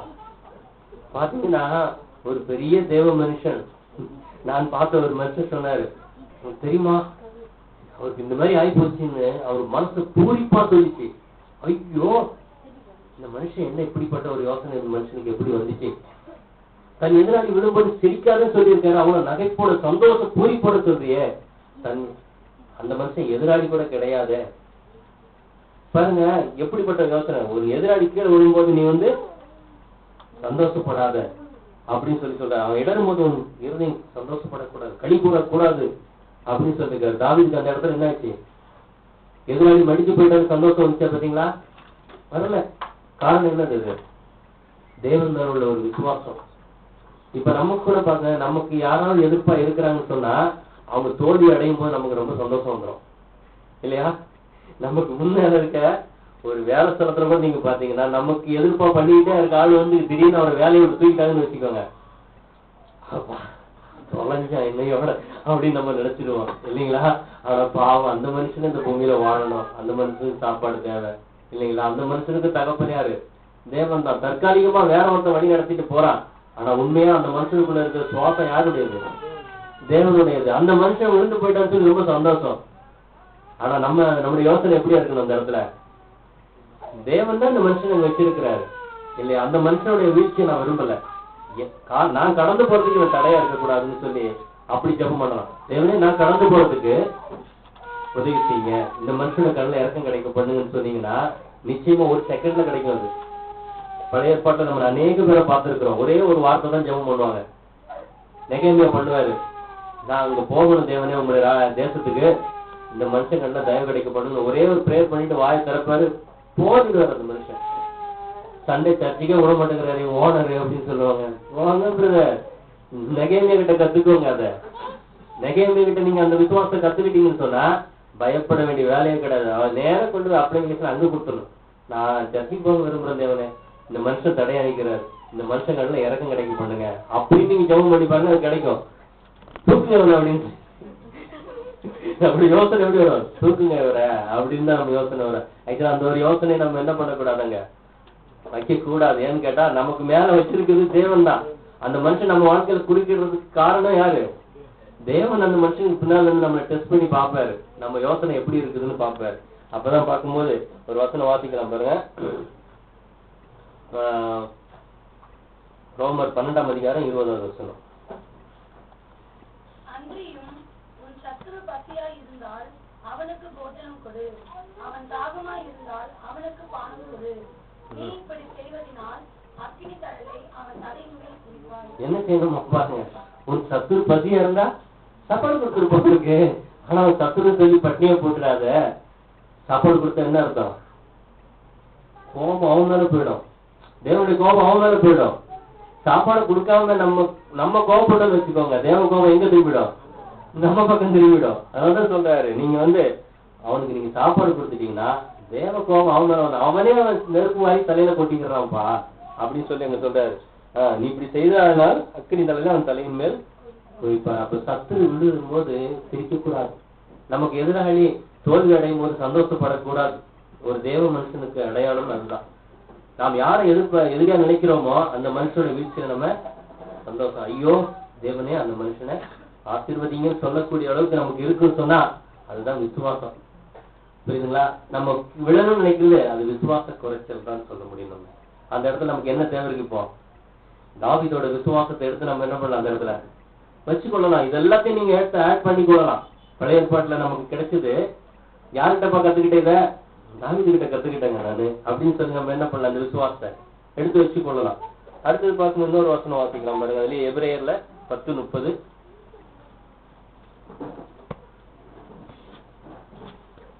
பழிவாங்குதல் எனக்குரியது, நானே பதில் செய்வேன் என்று கர்த்தர் சொல்லுகிறார் என்றும், கர்த்தர் தம்முடைய ஜனங்களை நியாயம் தீர்ப்பார் என்றும் சொன்னவர் இன்னார் என்று அறிவார். பாத்தீங்களா? பழி வாங்குதல் எனக்குரியது, நானே பதில் செய்வேன். இந்த அளவுக்கு எடுத்து எழுதுறாங்க பாருங்க அப்போஸ்தலர் இல்லையா? பழி வாங்குற வேலை நமக்கு வேணாங்க, தேவன் பழி வாங்கட்டும். எதிரி விழுந்தா பார்த்து சந்தோஷப்படாதீங்க. எதிரிக்காக நீங்க என்ன பண்ணுங்க, ஜெபம் பண்ணுங்க. தேவனே அந்த மனுஷன் மேல இரக்கமா இருங்க, அந்த மனுஷன் மேல அந்த கோபத்தை வச்சிடாதீங்க அப்படின்னு சொல்லிட்டோம்னா இது யாருடைய குணமா இருக்கு? இதுதாங்க விசுவாசத்தோட பூரண நிறைவு. சேவான் சொல்லுவார் இந்த வார்த்தைய. என்ன சொல்றாரு? இந்த ரத்தப்படி அந்த மேல வச்சிடாதீங்கன்னு சொல்லும்போது என்ன அர்த்தம் அது இல்லையா? அந்த குணம் வந்துருது இல்லையா நம்ம கிட்ட? சோ அந்த இடத்துல நம்ம பார்க்கும்போது நம்ம என்ன பண்ணக்கூடாது, நமக்கு எதிராளியா இருக்கிறவங்கள வீழ்ச்சியா விழணும்னு சொல்லி நம்ம எதிர்பார்க்காம இருந்தோம்னு சொன்னா அந்த இடத்துல நம்மளுடைய விசுவாசம் ஃபுல்லா இருக்குன்னு அர்த்தம் இல்லைங்களா? அடுத்தது நிறைய காரியங்கள் இருக்கு, தொடருவா இல்ல? சரி, இன்னும் சில காரியங்கள் நம்ம இது பண்ணிடலாம். இப்ப பாத்தீங்கன்னா சவுல்கிட்ட இன்னொரு நல்ல ஒரு குணம் இருந்துச்சு. அவர் பார்க்கும்போது நன்றி உள்ளவரா இருந்தாருன்னு சொல்லி நம்ம பார்த்தோம். எப்படின்னு பாத்தீங்கன்னா, சவுலுடைய குடும்பத்துக்கு நல்லது செய்யலாமா? காலம் பூரா தனக்கு கஷ்டத்தை கொண்டாக்கிட்டு இருந்தாரு இல்லையா சவுலுடைய குடும்பம். அவர் சவுல் இருக்கிற வரைக்கும் இருக்கு ஒரு நன்மை கூட செய்யல. இப்ப சவுலுடைய குடும்பம் யாராவது இருக்குதான்னு அவர் ராஜாவை உட்கார்ந்த உடனே ஃபர்ஸ்ட் கேள்வி தான், சவுலுடைய குடும்பத்துக்கு நான் ஏதாவது நன்மை செய்ய வேண்டியது இருக்கா போய் பார் அப்படின்னு சொல்லி சொல்றாரு. அப்ப தேடி போகும்போது ஒரே ஒரு பையன், 5 வயசுல அவனுடைய கால் ஊனமா போன ஒரு மனுஷன், மோய்பேசத்துன்ற ஒரு பையன், அவன் இருக்கிறான் அப்படின்னு சொல்லி சொல்லும் போது அவனுக்கு கூட்டிட்டு வந்து சொல்றாரு. அவனுக்கு கூட்டிட்டு வந்த உடனே அவன் என்ன பண்ணுவான், தொப்புன்னு பழி வாங்க போறான்னு நினைச்சிட்டு காலில் விடுவான். என் ஆண்டவனே என்ன ஒண்ணும் பண்ணிடாது, இல்லப்பா நீ என்னுடைய நான் உயிரோடு இருக்க வரைக்கும் என் கூட நீ சாப்பிடுவப்போ அப்படின்னு சொல்லி சொல்றாரு. எப்படி ஒரு இது எதை குறிக்கிறதா இருக்கு? நன்றி உணர்வுன்னு சொல்ல அங்க எழுதப்பட்டிருக்குது. நம்ம வாசிக்கலாம் பாருங்க. தீத்து 2ஆம் அதிகாரம் 7-8 வசனம். 2ஆம் அதிகாரம் 7-8. நீயே எல்லாவற்றிலும் உன்னை நற்கிரியைகளுக்கு மாதிரியாக காண்பித்து எதிரியானவன் உங்களை குறித்து சொல்லாங்க சொல்லுகிறதற்கு ஒன்றுமில்லாமல் வெட்கப்படத்தக்கதாக உபதேசத்திலே விகற்பம் இல்லாதவனும் நல்லொழுக்கம் உள்ளவனும் குற்றம் பிடிக்கப்படாத ஆரோக்கியமான வசனத்தை பேசுகிறவனுமாய் இருப்பாயாக. நீயே எல்லாவற்றும் உனக்கு நற்கிரியைக்கு முன்மாதிரியா நீ வச்சுக்கோ அப்படின்னு சொல்லி சொல்றாரு. அடுத்து இன்னும் பார்க்கும்போது, தாவீது ஒரு பெரிய ராஜாவா இருந்து கூட அவருடைய மனசு பாத்தீங்கன்னா தேவனுடைய பெட்டிக்கு முன்னாடி என்ன பண்ணாரு, நல்ல அந்த ராஜா ட்ரெஸ் எல்லாம் கழட்டி போட்டுட்டு ஒரு சாதாரண ட்ரெஸ்ஸை போட்டுட்டு ஆடுவார். இதெல்லாம் நம்ம இப்ப பார்க்கும்போது ரொம்ப ஆச்சரியமா இருக்கும். என்ன ஒரு ராஜா ஒரு அரை ட்ரெஸ்ஸோட நின்று அங்க ஆடுற தேவனுடைய பெட்டிக்கு முன்னு சொல்லும் போது அவங்க ஒய்ஃபு பார்த்துட்டு சொல்லுவோம், என்னையா நீ இந்த மாதிரி ஆடுற அப்படின்னு சொல்லும் போது, யாருக்கு முன்னால ஆடினேன் அவருடைய அந்த வார்த்தை வெளிப்படுத்துவாரு பாருங்க, அர்ப்பணம் நீசனமாவேன் நான் இன்னும் தன் ஒய்ஃபு கிட்ட அவர் வார்த்தை அப்படி வெளிப்படுத்த அந்த விசுவாச வார்த்தையை யாருக்கு முன்னால ஆடி பாடினேன், ஆட்டுக்கு பின்னால ஓடிக்கிட்டு இருந்த என்ன கூட்டி இவ்வளவு உயரம் மேல மேன்மை கொடுத்திருக்காரு அவருக்கு முன்னால் தான் ஆடுவேன், இன்னும் நான் அர்ப்பணம் நீசனமா நான் ஆவேன் அப்படின்னு சொல்லி சொல்றாரு. அப்போ பவுல் சொல்றாரு, இன்னும் நான் கீழே போகட்டும், இன்னும் என்ன அற்பமா எண்ணட்டும், இன்னும் தொடச்சி போட குப்பையா இருக்கட்டும், நான் தேவனுக்கு அப்படி இருப்பேன். அது எவ்வளவு ஒரு மேன்மை பார்த்தீங்களா? தான் எவ்வளவு ஒரு மேன்மையா இருந்தாலும் கூட அந்த ஒரு தன்னை அந்த இடத்துல தேவனுக்கு முன்னால ஆடி பாடி தாழ்மையான ஒரு குணத்தை அந்த இடத்துல வெளிப்படுத்துறாரு. அந்த இடத்துல அவ்வளவு ஜனங்கள் இருக்காங்க. இந்த மனுஷனை யாராலும் கிரகிக்க முடியல. புறஜாதி ராஜாக்கள் மாதிரி எங்களுக்கு ஒரு ராஜா வேணும்னு கேட்ட இந்த ஜனங்களால ஒரு ராஜா இந்த மாதிரி ஆடி பாடுவாரான்னு சொல்லி எதிர்பார்க்கவே முடியல. சவுல் இந்த மாதிரி ஆடுவாரா? பயங்கரமான வெயிட் ஹைட்டான ஆடு அப்படி உட்கார்ந்துருப்பாருங்க. ஆனா இவர் விழுந்து தேவனுடைய பெட்டிக்கு முன்னால் ஆடும்போது ஒரு ராஜா எப்படி இருக்கிறாரு அப்படின்னு சொல்லி அந்த இடத்துல பார்ப்போம். அப்போ நம்ம கூட எவ்வளவு பெரிய மனுஷன் அந்த உலகத்துல இருந்தாலும் தேவனுக்கு முன்னால நம்ம யாரு, ஒன்றுமே கிடையாது அப்படின்னு சொல்லக்கூடிய ஒரு குணம் நமக்கு இருக்க வேண்டியது அவசியமா இருக்கு. நம்ம தாவீதுக்கு கற்றுக்கொள்றோம். அடுத்தது இன்னும் முக்கியமான ஒண்ணு எதுன்னு பாத்தீங்கன்னா நாத்தான் தீர்க்கதரிசி தான். ஒரு நாத்தான் தீர்க்கதரிசி இவர் அந்த ஒரு தவறு பண்ணிடுறாரு, பட்சபால்ட்ட தவறு பண்ணிடுறாரு.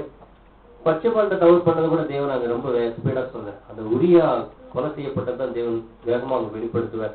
அப்போ தான் தவற உணராம அவர் இருக்கும்போது தவற உணர்றதுக்கு பாத்தீங்கன்னா 3 காரியம்.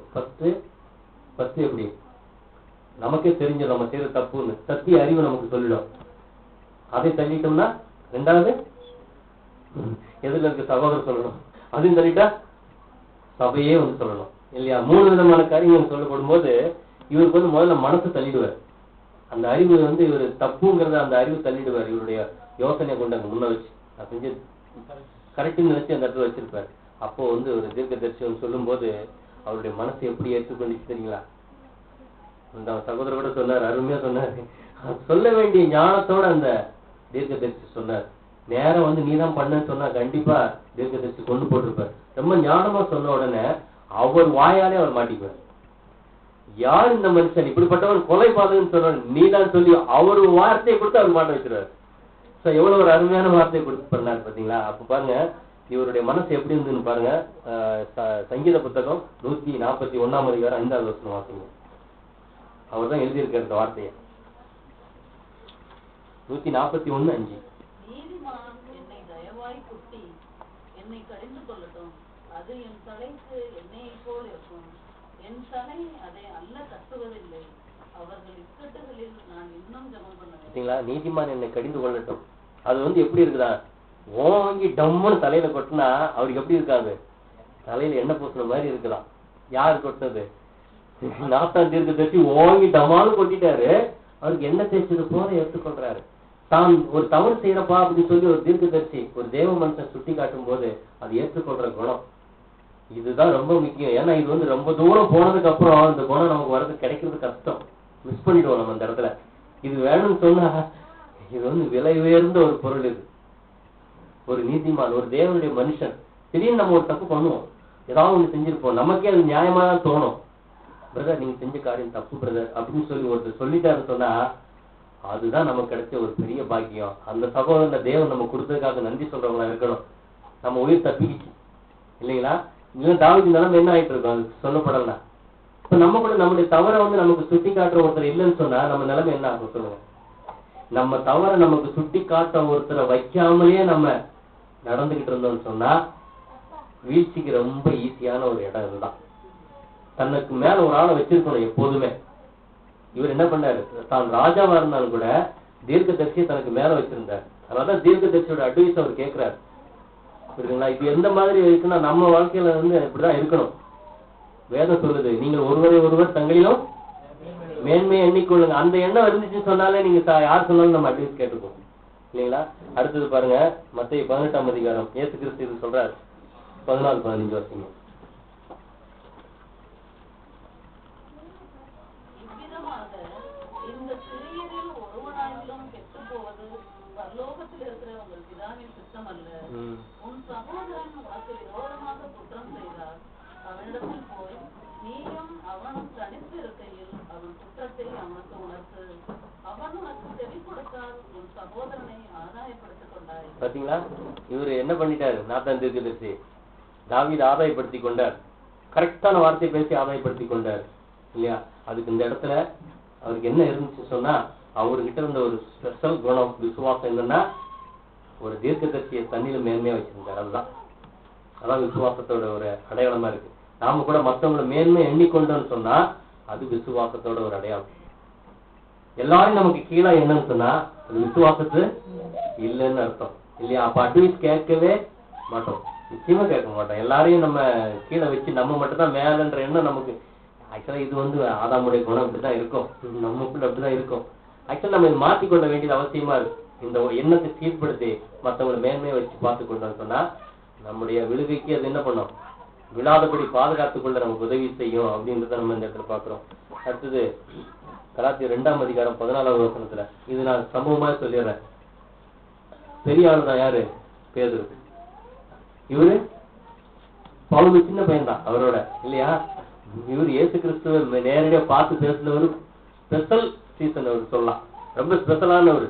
இவர் என்ன சொல்லலாம், யாருக்கு வந்து கேட்கிறேன், யார்கிட்ட வந்து பேசுற, நான் யாரு தெரியுமா, இயேசு கிறிஸ்துவோட ஸ்பெஷல் சீசன் சொல்லியிருக்கணும் இந்த இடத்துல. ஆனா இவர் போய் கடிந்து பேசுவார் பாத்தீங்களா? கடிந்து பேசும்போது தலைக்கு எண்ணெய் தைச்ச மாதிரி எடுத்துக்கிட்டு இவர் அவர் எவ்வளவு மேன்மை வச்சிருந்தார் தெரியுங்களா? அப்போஸ்தலர் பேதுரு பவுல இந்த வார்த்தை கேட்டதுக்கு அப்புறம் மேன்மை வச்சிருந்தாரா கீழே வச்சிருந்தாரா? எங்க இருக்கு அந்த இடம் வார்த்தை வாசிங்க, அந்த 2 பேதுரு 3:15-16 வாசிங்க. 3:15-16. மேலும் நம்முடைய கர்த்தரின் நீடிய பொறுமையை இரட்சிப்பென்ற எண்ணங்கள் நமக்கு பிரியமான சகோதரனாகிய பவுலும் தனக்கு அருளப்பட்ட ஞானத்தினாலே இப்படியே உங்களுக்கு எழுதியிருக்கிறான். எல்லா நிருபங்களிலும் இவைகளை குறித்து பேசி இருக்கிறான். அவன் சொன்னவைகளில் சில காரியங்கள் அறிகிறதற்கு அரிதாயிருக்கிறது. அவர் என்ன சொல்றாரு பாத்தீங்களா? அவர் சொல்றது புரிஞ்சுக்கிறது கொஞ்சம் கஷ்டமா தான் இருக்குது. ஆனா எல்லாத்தையும் பத்தி சொல்லி இருக்காருன்னா அவர் எப்படி எண்ணியிருக்காரு, அவரை எண்ணி இருக்கிறாரு. அதனாலதான் அவர் அவரை குறிச்சு இந்த மாதிரி எழுதி இருக்கிறாரு. நம்ம அதாவது ஒரு விசுவாசம் இல்லாத ஒருத்தர் என்ன பண்ணுவாரு, அவன் ஏதோ பேசிட்டு கிடக்குறாங்க அப்படிதான் சொல்லியிருப்பாரு இல்லைங்களா? அவர் எடுத்து தன்னுடைய சகோதரனை மேன்மையா வச்சிருந்ததுனாலதான் அவர் தப்பிக்கிட்டாரு. இந்த இடத்துல தன்னுடைய தவறு சுட்டி காட்டப்பட்டுச்சு. அவர் 12 கோத்திரங்களை நியாயம் இருக்கிற ஒருத்தரா போய் உட்கார்ந்து இருக்கிறாருன்னு சொன்னா இதுக்கு காரணம் என்ன? இந்த பவுல்ன்ற ஒரு மனுஷன் மூலமாக தேவன் கொடுத்த ஒரு இந்த வார்னிங் தான். தாவீது இன்னைக்கு ஒரு விசுவாசம் உள்ள ஒரு மனுஷன் நம்ம பேசுற இதயத்துக்கு ஏற்றன்னு சொன்னா இந்த ஒரு நாத்தான் தீர்க்கதரிசி ஒரு காரணமா இருக்கு. அப்ப நாம கூட 1,40,000 போகணும்னு சொன்னா நம்மளை கொட்டுறதுக்கு ஒரு ஆள் இருக்கணும். நம்மளை கொட்டுறன்னு சொன்னா அவங்கள மேல எண்ணி வச்சிருக்கணும். நம்ம எல்லாரையும் கீழே எண்ணி வச்சிருந்தோம்னா நம்மளை யாரும் எட்டி கொட்டவே மாட்டாங்க, புரியுதுங்களா?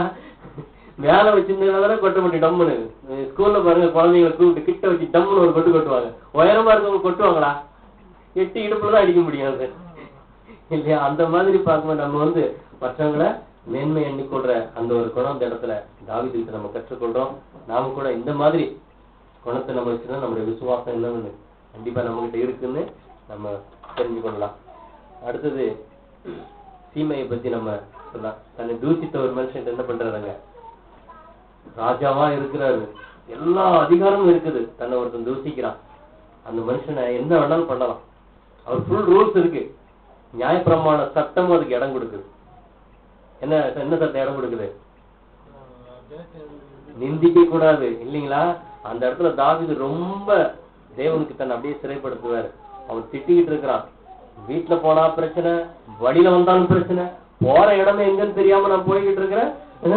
வீட்டுல பிள்ளை சரியில்லாம பேசி சொல்றேன். இதை தவிர ஒரு மனுஷன் சொல்லுவான், வீட்டுலதான் பிள்ளை சரியில்லைன்னு சொல்லிட்டு வேணாம்னு சொல்லிட்டு வந்தா வழியில நீ வேற ரெண்டு மாதிரி பண்ணிட்டு இருக்கியா அப்படின்னு சொல்லி என்ன பண்ணுவான், சமாளம் எதிரி விட வேண்டிய ஒரு காரியத்துல அவர் என்ன வார்த்தைன்னு சொல்றாருன்னா, என்னுடைய கர்ப்பப்பிறப்பே இப்படி இருக்கிறான், இந்த மனுஷன் ஏமாத்திரம் விட்டுடு. ஆனா கூட இருக்க மனுஷனுக்கு ரத்தம் கொதிக்குது. அவனுக்கும் கூட இருக்கிற அந்த ஒரு மனுஷனுக்கும் சாதாரண ஆள் கிடையாது. அவங்க பாத்தீங்கன்னா தாவீதோடைய அண்ணன் பசங்களாம் கூட இருக்கிறாங்க. அவங்க எல்லாம் சட்டத்திட்டங்கள்லாம் நல்லாவே தெரியும். அரண்மனையில இருந்தவங்க தானே அவங்க அப்பா. அந்த அரண்மனை சட்டத்திட்டங்கள்லாம் அவங்க சொல்லி கொடுத்துருக்காங்க. அவங்க சொல்றான், தலையை பிச்சு போட்டுற பாருங்க அப்படின்னு சொல்லும் போது சொல்றாரு, வேணாம், எல்லா அதிகாரமும் இருந்து கூட தன்னை சிறைப்படுத்துறாரு. இந்த ஒரு காரியம் இயேசு கிறிஸ்துட்ட காணப்படும். இயேசு கிறிஸ்துடைய காரியம் தான் இங்க ஒரு கொஞ்சம் இருக்குன்னு வச்சுக்கோங்க. அவருக்கு பாருங்க எல்லா அதிகாரமும் இருந்தும் கூட தன்னை சுத்தி அவ்வளோ தேவ தூதர்கள் இருக்காங்க. ஒரு எலியான்ற ஒரு மனுஷனுக்கு தன்னை சுத்தி அக்னி ரவ நிக்கிறது அங்க தேவன் காண்பிக்கிறாருன்னு சொன்னா தன் குமாரனுக்கு எவ்வளவு காமிச்சிருப்பாரு, எவ்வளவு நிரூபிச்சிருக்கலாம், யாரை பார்த்து நீ தூசிக்கிற அப்படின்னு. ஆனா அந்த இடத்துல பாருங்க, தன் பவர் அப்படியே கீழ்படுத்துற. என்னப்பா நான் கூப்பிட்டேன்னு சொன்னா எங்க அப்பா 12 லேகியன் அனுப்ப மாட்டாரா? எப்படி வார்த்தை பார்த்தீங்களா? சோ அந்த மாதிரி அந்த இடத்துல தாவீதுக்கு அந்த குணம் இருக்கிறத நம்ம இந்த இடத்துல பார்க்கிறோம். நம்மளை யாரோ தொடர்ந்து நிந்தனை ஏதோ கஷ்டத்தை கொடுத்துக்கிட்டே இருக்கிறாங்கன்னு சொன்னா நாம என்ன பண்ண வேண்டியிருக்கு? இந்த இடத்துல தேவன் தாவீதை தூசிக்க சொல்லி சீமைக்கு சொல்லி கொடுத்திருக்கிறார். அவன் தூசிக்கிறான். எப்படிப்பட்ட வார்த்தை பாருங்க, என்ன தூசிக்க சொல்லி தேவன் அவனுக்கு சொல்லி இருக்காருப்பா, இல்லாட்டி அவன் தூசிக்க முடியாது. புரியுதுங்களா? இது விசுவாசத்தோட எந்த அளவுங்க இது? நம்ம சகோதரர் ஒரு நாள் சொன்னார், இந்த வார்த்தை அசங்க கொஞ்சம் ஸ்டன் ஆயிட்டேன். நான் கார்ல போகும்போது நான் சொல்லியிருப்பேன் நீங்க ஏற்கனவே, கார்ல போகும்போது ஒருத்தன் வந்து குறுக்க வந்து நிப்பாட்டிட்டு இருக்கான். நிப்பாட்டி அவன் திட்டிட்டு இருக்கான் ரொம்ப. இவர் கம்முன்னு உட்காந்துருந்தாராம். இவர் கூட இருந்தவர் வந்து, எப்படி பேசுறா நீங்க கம்முன்னு இருக்கிறீங்க, ஏமா உனக்கு தெரியாதா, ஏன் எவ்வளவு திட்டா நீ எதுவும் வார்த்தை பேச மாட்டேன்னு. இவரு பொறுமையா சொன்னாரா, அவன் குறுக்க வரலன்னு சொன்னா ஒண்ணு அவனுக்கு ஏதாவது ஆயிருக்கும், இல்ல எனக்கு ஏதாவது ஆயிருக்கும், தேவன் தடை பண்ணி இருக்கிறாரு அப்படின்னா. எவ்வளவு பெரிய விசுவாசம் பார்த்தீங்களா அந்த இடத்துல. அவன் குறுக்க வந்து தேவனுடைய சித்தப்படி வந்திருக்கான். எனக்கு வர வேண்டிய ஆபத்தை அவன் குறுக்க வந்து நிப்பாட்டிட்டாங்க. வேற ஏதாவது ஆபத்து வந்திருக்கலாம், தேவன் என்னை காப்பாத்தி இருக்கலாம். எவ்வளவு ஒரு விசுவாசம் பாருங்க. சோ அந்த மாதிரி நம்ம வாழ்க்கையில் எந்த ஒரு சூழ்நிலை வந்தாலும் கூட, எந்த ஒரு ஆள் கூட நம்மளை தூசிக்கிறதோ கஷ்டப்படுத்துறதோ நஷ்டப்படுத்துறதோ தேவ சித்தம் இல்லாம நடக்காது. அந்த மனுஷனை தேவன் தான் அனுமதிச்சிருக்காருன்ற நம்ம விசுவாசத்தை கடந்து போக வேண்டியது நம்முடைய போகும்னு சொன்னா நம்முடைய விசுவாசம் நம்ம கிட்ட இருக்கு அப்படின்னு நம்ம பார்க்கலாம்.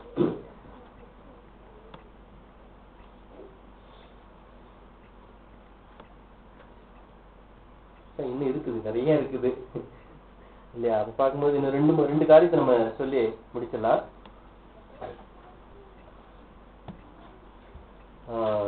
2 சாமுவேல் 24ஆம் அதிகாரம் 17ஆவது வசனம் வாசிக்கலாம்.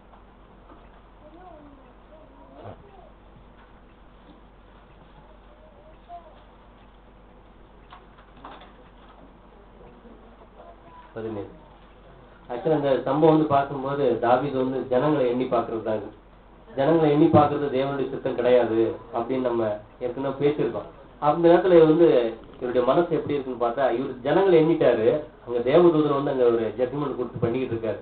அப்ப இவர் என்ன சொல்றாரு பாத்தீங்க? இப்போ ஜனத்தை வாதிக்கிற தூதனை தாவீது கண்டபோது அவன் கர்த்தரை நோக்கி, இதோ நான் தான் பாவம் செய்தேன், நான் தான் அக்கிரமம் பண்ணினேன், இந்த ஆடுகள் என்ன செய்தது, உன்னுடைய கை எனக்கும் என் தகப்பன் வீட்டுக்கும் விரோதமாய் இருப்பதாக என்று விண்ணப்பம் பண்ணினான். இந்த வார்த்தை சாதாரண வார்த்தையா பாருங்க, கொஞ்சம் யோசனை பண்ணி பாருங்க. இந்த தப்பு பண்ணது நான் தான், இந்த மக்கள் செத்துக்கிட்டு இருக்கு, உங்களுடைய கோபம் என் மேலும் என் தகப்பன் என் குடும்பத்து வம்சத்து மேலே வரட்டுன்னு சொல்லி வாங்குறாரு. அது இது யாராவது சொல்ல முடியுமா அந்த இடத்துல? இன்னைக்கு இந்த மாதிரி ஆட்கள் உலகத்திலே கிடையாது. நான் ஒருத்தர் நல்லா இருந்தா போதும், எல்லாரும் க்ளோஸ் பண்றதுக்கு ரெடி தான் மனுஷன், இல்லைங்களா? அந்த மாதிரி இடத்துல ஒரு தேவ மனுஷன் பாத்தீங்களா, தேவனுடைய கோபம் மற்ற சகோதரர்களுக்கு கஷ்டத்தை கொடுக்கறத காட்டிலும் அது எனக்கு வரட்டும் அப்படின்னு எடுத்துக்கொள்ளக்கூடியதா இருக்கு. எந்த மாதிரி ஒரு யோசனை பாருங்க, தன் தேவனே என் சகோதரருக்கு இந்த மாதிரி ஒரு கஷ்டம் வரத காட்டிலும் அது எனக்கே வந்தா நல்லா இருக்கும் அப்படின்னு சொல்லக்கூடிய ஒரு உள்ளத்தை தான் நாங்க தாவீது கிட்ட பாக்குறோம். விசுவாசத்தோட ஒரு அடையாளத்தை நம்ம அந்த இடத்துல பாக்குறோம். அடுத்தது இன்னும் பார்க்கும்போது முக்கியமான ஒரு இடம் பாத்தீங்கன்னா, இதுதான் ரொம்ப ஒரு இன்ட்ரெஸ்டான ஒரு காரியம்னு பாத்தீங்கன்னா, தாவீது வனாந்தரத்துக்கு போய்கிட்டு இருக்கும்போது அவர் தேவனை எப்படி வச்சிருந்தார். நான் பேசியிருப்பேன், நம்ம அதிக நேரம் பேசியிருக்கேன். நான் இதை தாவீது வனாந்தரத்துக்கு போய்கிட்டு இருக்காரு. இந்த நேரத்துல தாவீதோட இருதயத்துல தேவனை குறிச்சு எப்படி யோசித்து வச்சிருந்திருக்கிறாரு அப்படிங்கறத நம்ம அங்க போய் பார்த்தோம்னா தெரிஞ்சிடும். ஒரு ஃபுல்லா ஒரு பெரிய சிங்காசனம் போட்டு தேவன் அந்த சிங்காசனத்துல உட்கார வச்சிருந்தார். நம்ம வாழ்க்கையில பாருங்க, ஒரு சின்ன கஷ்டம் வந்துச்சுன்னா உடனே தேவனை பார்த்து என்ன கேட்போம்? நல்லா இருக்கும்போது அவர் சிங்காசனம் போட்டு உட்கார், என் தேவனே என் தேவனேன்னு நம்ம பாட்டு படிப்போம், என் தேவனேன்னு சந்தோஷப்படுவோம். ஒரு சின்ன கஷ்டம் வந்துருச்சுன்னு வச்சுக்கோங்க, சிங்காசனத்துல உட்கார்ந்துருக்க அவரை கீழே இறங்கிடுவோம். சொல்லுவோமா சொல்ல மாட்டோமா? என்ன தேவன் தேவன் பாக்குறாங்கன்னா இப்படிதான் கஷ்டம் வந்துகிட்டு இருக்குது, டமானு கீழே இறக்கி வச்சிருந்த அவரை, இல்லைங்களா? உடனே இந்த கஷ்டம் தீர்ந்துச்சுன்னு வச்சுக்கோங்களேன், டக்குனு அவர் அரியணத்துல உட்கார வச்சுக்கிறது. உடனே பாட்டு தேவன் அப்படியே சிங்காசனத்துல அவர் உட்கார்ந்துட்டு இருக்கணும், இருதயமாகிய சிங்காசனத்துல. ஆனா தாவீது நாடு கிடையாது, வீடு கிடையாது, மனைவிகள் கிடையாது, இல்லைங்களா? தன்னுடைய பிள்ளைகள் கிடையாது, அடுத்த வேளை சாப்பாடு கிடையாது, எங்க போய் தங்க போறோம்னு தெரியாது. இந்த மாதிரி ஒரு சூழ்நிலையில போய்கிட்டு இருக்கு. 1 2 கிடையாது, யோபு சூழ்நிலை மாதிரி போய்கிட்டு இருக்காரு. ஒண்ணுமே கிடையாது. எங்க போய் தங்குவாரு? ஆக்சுவலா இவர் எங்க போய் தங்கி இருந்தாரு? குகையில போய் தங்கி இருந்தாரு இல்லையா? குகைக்குள்ள போனா நமக்கு தெரியும். ஒரு குகைக்குள்ள போய் பாருங்க, எவ்வளவு தேளு, எவ்வளவு என்னெல்லாம் இருக்கும், அங்க பாம்பு எல்லாமே அங்க இருக்கும். ராஜா வீட்டுல ஜம்முன்னு மெத்தையில படுத்த இந்த ஆளு போய்கிட்டு இருக்காரு. இந்த நேரத்துல அவருடைய மனநிலைமை எப்படி இருக்கும்? தேவனே, எவ்வளவு உங்களுக்கு செஞ்சேன், என்ன போய் இந்த மாதிரி விட்டுட்டீங்களே அப்படிதானே கேட்டிருக்கணும். ஆனா தேவனை ஒரு சின்ன டவுட் கூட அந்த இடத்துல படாம அந்த ஊழியக்காரன் பார்த்து சொல்றாருப்பா, நீ போய் தேவனுடைய ஆலயத்துல போய் அந்த விளக்கு ஏற்றிப்பா. எப்படி இருக்குன்னு சொல்லுங்க. பிரமிப்பாய் போகுது நமக்கு. ஐயோ, எந்த மனுஷனுடைய விசுவாசம். அந்த நேரத்துல கூட தேவனுடைய ஆலயத்துல இருக்கிற அந்த விளக்கு அணைஞ்சிடக்கூடாதான். எப்படி இருக்கு பாருங்க. அசத்திட்டார் நம்முடைய விசுவாசத்தை. இப்ப நம்ம கற்றுக்கொள்றதுன்னா, எனக்கு உண்மையிலே இது கற்றுக் கொடுத்த பிற்பாடு எனக்கு அந்த இடத்துல தேவன் அந்த விசுவாசத்தை எனக்கு வச்சிருக்கிறது பார்க்க முடிஞ்சிச்சு. எந்த ஒரு கஷ்டம் வரட்டும், என் தேவன் எனக்கு நல்லதுதான் செய்வான். நான் இப்படி அற்புத நீட்டமா ஆனாலும் கூட என் தேவன் அதை என்னுடைய நன்மைக்காக அனுமதிச்சிருக்க. அந்த சிங்காசனத்திலிருந்து அவர் இறக்கவே கூடாது. அந்த சிங்காசனத்தை உட்கார்ந்தவர் தான். அந்த நேரத்துல இன்னும் அவருக்கு 2 துதி, இன்னும் 2 சந்தோஷமான வார்த்தைகள். எப்போ யார் படிச்சாங்க அந்த மாதிரி சிறைச்சாலையில? அப்பா, எவ்வளவு பாருங்க, சிங்காசனத்தை உட்கார வச்சு தாவீதை மிஞ்சிட்டாங்க அவங்க 2 பேரும். இவங்க பாட்டு படிக்கிறாங்க கட்டி போட்டு இருக்கும் போது. அப்ப என்ன அர்த்தம்? அது இருதயமாகிய சிம்மாசனத்துல நம்முடைய மனசுல சேர் போட்டு தேவனை உட்கார வச்சிடணும். அப்படி இப்படி அவர் அசைய விடக்கூடாது. எந்த கஷ்டம் வந்தாலும் அவருக்கு நல்லது தவிர வேற எதுவுமே செய்ய தெரியாது. அதான் தேவனை பத்தின அறிவு. எந்த ஒரு காரியம் வந்தாலும் என்னுடைய அப்பா என்னுடைய நன்மைக்கு தான் வச்சிருப்பாரு. இந்த ஒரு அறிவு தான் அவருக்கு பார்க்கும்போது தேவனை அந்த இடத்துல ரொம்ப பிரமிப்பான ஒரு விசுவாசத்தை நம்ம அந்த இடத்துல அவருக்கு பார்க்க முடியுது இல்லைங்களா? சார் அப்ப பார்க்கும்போது அவருடைய விசுவாசம், தாவீதோட விசுவாசம் எப்படி இருந்துச்சு? இப்ப நம்ம அந்த வசனத்தை நீங்க வாசிங்க. யாக்கோபு. என் சகோதரரே, ஒருவன் தனக்கு விசுவாசம் உண்டு என்று சொல்லியும் கிரியைகள் இல்லாதவனானால் அவனுக்கு பிரயோஜனம் என்ன? அந்த விசுவாசம் அவனை ரட்சிக்குமா? ஒரு சகோதரனாவது சகோதரியாவது வஸ்திரம் இல்லாமலும் அனுதின ஆகாரம் இல்லாமலும் இருக்கும்போது, இந்த இடத்துல இந்த வசனத்தை நம்ம எப்படி எடுத்துக்கொள்ளோம் தெரியுங்களா? அவர் எக்ஸாம்பிள் சொல்றாருங்க. ஒருத்தர் ட்ரெஸ்ஸே இல்லாம இருக்கிறாரு, எல்லாம் இருக்காத போது ட்ரெஸ்ஸை மட்டும் கொடுத்துட்டு குளிர் காய்ந்து பசியாருன்னு சொன்னா அது விசுவாசம், அது சரியா இருக்கா அப்படின்னு கேட்கிறாரு. ஆக இங்க ஒரு எக்ஸாம்பிள் தான். நம்ம இது என்ன நினைச்சிருவோம், ஒரு பிச்சைக்காரங்களுக்கு ஏதாவது செஞ்சா ட்ரெஸ்ஸும் கொடுக்கணும் சாப்பாடும் கொடுக்கணும் நம்ம இந்த இடத்துல நினைச்சிருவோம். அவர் அங்க எக்ஸாம்பிள் எடுக்கிறாரு. வாசிங்க. உங்களில் ஒருவன் அவர்களை நோக்கி, நீங்கள் சமாதானத்தோட போங்கள், குளிர் காய்ந்து பசியாருங்கள் என்று சொல்லியும் சரீரத்துக்கு வேண்டியவைகளை அவர்களுக்கு கொடாவிட்டால் பிரயோஜனம் என்ன? அப்படியே அப்படி என்னது அந்த மாதிரி ஒரு எக்ஸாம்பிள் சொல்லி, அந்த மாதிரி விசுவாசமும் கிரியைகள் இல்லாத இருந்தால் தண்ணி தானே செத்ததா இருக்கும். தாவீதோட விசுவாசம் அப்படியே பவர்ஃபுல்லா அந்த இடத்துல வெளியே தெரியுது. அவருடைய விசுவாசம் இருந்துச்சுன்னு சொல்லிட்டு அது பாட்டுக்கு பேசாம போய்கிட்டு வந்துட்டு சண்டை போட்டுக்கிட்டா இருந்தாருவாங்க. அப்படியே அவருடைய விசுவாசம் வெளிப்பட்டு இருக்கு அந்த இடத்துல இல்லையா? அடுத்த வசனம். ஒருவன் உனக்கு விசுவாசம் உண்டு, எனக்கு கிரியைகள் உண்டு, கிரியைகள் இல்லாமல் உன் விசுவாசத்தை எனக்கு காண்பிக்க முடியுமா? கிரியை இல்லாத விசுவாசத்தை காட்ட முடியுமா? எப்படி காட்ட முடியும்? விசுவாசம்னு ஒண்ணு இருக்குன்னா அது வெளிப்படுறதே எங்க இருந்து? நம்முடைய கிரியை மூலமா தான் வெளிப்படுது அந்த இடத்துல. நான் என் விசுவாசத்தை என் கிரியைகளினாலே உனக்கு காண்பிப்பேன் என்பானே. தேவன் ஒருவர் உண்டென்று விசுவாசிக்கிறாய், அப்படி செய்கிறது நல்லதுதான். பிசாசுகளும் விசுவாசித்து நடுங்குகின்றன. மனுஷனே, கிரியைகள் இல்லாத விசுவாசம் செத்ததென்று நீ அறிய வேண்டுமோ? இப்ப ஆபிரகாம் எடுத்து காண்பிக்கிறார். ஆபிரகாமுக்கு விசுவாசம் இருந்துச்சு, உன் மகனை கொண்டு போய் பலி செலுத்துன்னு சொல்லும் போது, ஐயோ ஏங்க தேவனே நல்லா யோசனை பண்ணி பாருங்க, என் மகனை தான் கொண்டு போடுமா இப்படிதான் கேட்டிருக்கணும். அவரு என்ன சொல்றீங்க? திடீர்னு ஒருத்தர் இப்படி நம்ம சொல்லுமா, என்ன சொல்றீங்க, யோசனை பண்ணி பாருங்க, இது கரெக்டா தான் சொல்றீங்களா? இது தேவன்கிட்ட கேட்டிருப்பாரு, கரெக்டா தான் சொல்றீங்களா? 100 வருஷத்துக்கு அப்புறம் அவனுக்கு கொடுத்தீங்க, நீங்களே போனது கொலை செய்ய வெட்ட சொல்றீங்களே, கரெக்டா தான் சொல்றீங்களா, உண்மைதானா அப்படின்னு கேட்கலையே. அந்த இடத்துல அவனுக்கு சொல்றது வெட்டுறதுக்கு கும்பிட்டு போயிட்டு இருக்காரு. அவருடைய விசுவாசம் அந்த இடத்துல அப்படி வெளிப்பட்டு இருக்கு. கொண்டு போய் வெட்ட போற வரைக்கும் அந்த விசுவாசம் என்ன பண்ணுதுங்க? காண்பிக்கப்பட்டது. அவர் அங்க நடிக்கலையே, விசுவாசம் இருக்கிற மாதிரி நடிக்கல. முழுவதும் கட்டை எடுத்துக்கிட்டாரு, கத்தி எல்லாத்தையும் எடுத்துட்டு போய்கிட்டு இருக்காரு. மேல கொண்டு கட்டி வச்சு வெட்ட போற டைம்ல அங்க இதாகுது. அவருடைய விசுவாசம் அந்த இடத்துல வெளிப்பட்டுச்சு. இவர் இது செய்யணும்னு சொன்னா ஆபிரகாம் விசுவாசம் இருந்துன்னு எப்படி தெரியும்? ஆபிரகாமுக்கு எப்ப விசுவாசம் இருந்துச்சு? 6வது இருக்கும்போது இருந்துச்சு. அவருடைய விசுவாசம் எப்படி வெளிப்பட்டுச்சு? ஆபிரகாமே நான் காண்பிக்கு தேசத்துக்கு போனோடனே நடந்தாரு. அப்பதான் அவருடைய விசுவாசம் வெளிப்படுது இல்லையா? நடந்து வந்தாரு இல்லையா? அந்த இடத்த விட்டு வந்ததுன்னு விசுவாசத்தை வெளிப்படுத்துது. அந்த இடத்துல அந்த ஒரு சோதோமோருடைய ராஜா பணத்தை கொடுத்து, பணத்தெல்லாம் நீ வச்சுக்கோ, என் ஜனத்தை எனக்கு மட்டும் கொடு போதுன்னு சொன்னா, அந்த இடத்துல ஒரு விசுவாசத்தை எப்படி காமிச்சாரு? ஒரு செருப்பு வாழ் கூட எனக்கு தேவைன்னு சொல்லும் போது அந்த இடத்துல விசுவாசத்தை எப்படி வெளிப்பட்டது? கிரியை மூலமா அந்த இடத்துல வெளிப்படுது. ஆபிரகாம் இப்ப நம்ம அசந்து போயிடுறோம் ஆபிரகாமோட விசுவாசத்தை பார்த்துட்டு இல்லையா? அப்ப பார்க்கும்போது தாவீது கிட்ட இந்த இடத்துல நம்ம கண்டுகொண்டது என்னன்னு பார்த்தா அந்த விசுவாசத்தோட கிரியை தான் நமக்கு பார்த்தோம். இப்ப விசுவாசம் கிரியை என்னதான் நம்ம யோசனைப்படி ஊழியம் செஞ்சா போதும் தேவன் ஏத்துக்குவார். அதான் அந்த மாதிரி யோசனை நம்ம இங்க வந்துச்சுன்னு சொல்லி வச்சுக்கோங்க.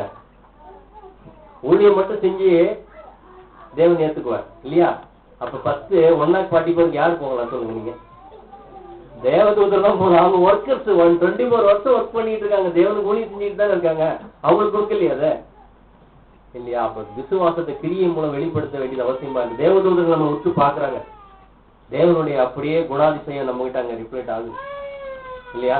அதை நம்ம சகோதரர் எழுதும் போது ஒரு சூரியனுடைய வெளிச்சம் ஒரு டைமண்ட்ல பட்டு பிரகாசிக்க கூடியதா இருக்கு. அதுதான் தாவீது கிட்ட நம்ம பாக்குறோம், தேவனுடைய அந்த தன்மை. இப்ப தேவன் இரக்கமும் மன உருக்கம் நீடிய சார்ந்த மிகுந்த கிருபையும் தயவும் உள்ளவன் சொல்லி பழைய ஏற்பாட்டுல வாசிக்கிறோம்ல. தாவீது கிட்ட வெளிப்பட்டிருக்கா இல்லையா? இரக்கம், நீடிய சாந்தம், தயவு இருக்குது, பொறுமை இருக்கு, நீடிய சாந்தம் இருக்கு, எல்லாமே இருந்துச்சா இல்லையா அவர்கிட்ட? தேவனுடைய குணம் தாவீதுடைய அந்த விசுவாசத்தின் மூலமா அந்த இடத்துல வெளிப்பட்டிருக்குதுன்னு தான் நம்ம பார்க்கிறோம். சோ ஆகவே நாம கூட இந்த நல்ல தேவன் நம்மை இந்த உலகத்துல இருந்து பிரித்து எடுத்திருக்கிறார்.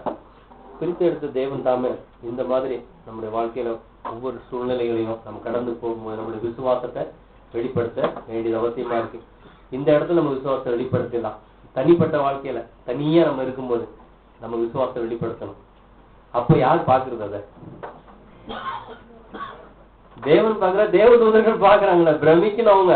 இன்னைக்கு நம்ம அவங்க விசுவாசத்தை பார்த்து பிரமிக்கிறோம், தேவதூதர்கள் பார்த்து நம்ம விசுவாசத்தை பார்த்து பிரமிச்சிருவாங்க இல்லைங்களா? அந்த இடத்துல நம்ம விசுவாசங்க வெளிப்படுத்த வேண்டியது அவசியமா இருக்குன்னு பாக்குறோம். ஆகவே தேவன் தாமே இந்த நாள் நம்ம கூட இந்த உலகத்திலிருந்து பிரித்தெடுத்து நம்முடைய கிருபையினால் நம்மளை அழைத்து வந்திருக்கிற தேவன் நம்ம கூட விசுவாசித்து அவருடைய கிரியை செய்து முடிக்க தேவன் தாமே நமக்கு ஒவ்வொருவருக்கும் கிருபை செய்வாராக. ஆமாம். ஆக இந்த அழைப்புக்கு அழைத்த தேவன் உண்மை உள்ளவர். நாம இது விசுவாசிக்கும் போது தேவன் அவருடைய சித்தத்தின்படி நமக்குள்ள தயவு உள்ள சித்தத்துடைய விசுவாசத்தின்படியே என்ன பண்ணுவாரா? நற்கிரியை நம்மளை வெளிப்படுத்துவார். நம்ம அந்த வசனம் வாசித்து முடிச்சுங்க. பிலிப்பு 1:5.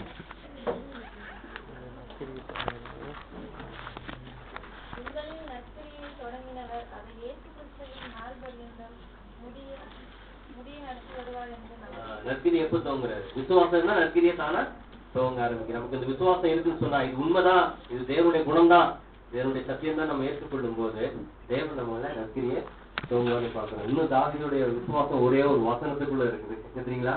உம்மாலை நான் ஒரு சேனைக்குள் பாய்வேன். 1000 சேனைகள் இருக்க இடத்துல ஒரே ஆள் உள்ள போவாராம். எப்படி இருக்கும் அது?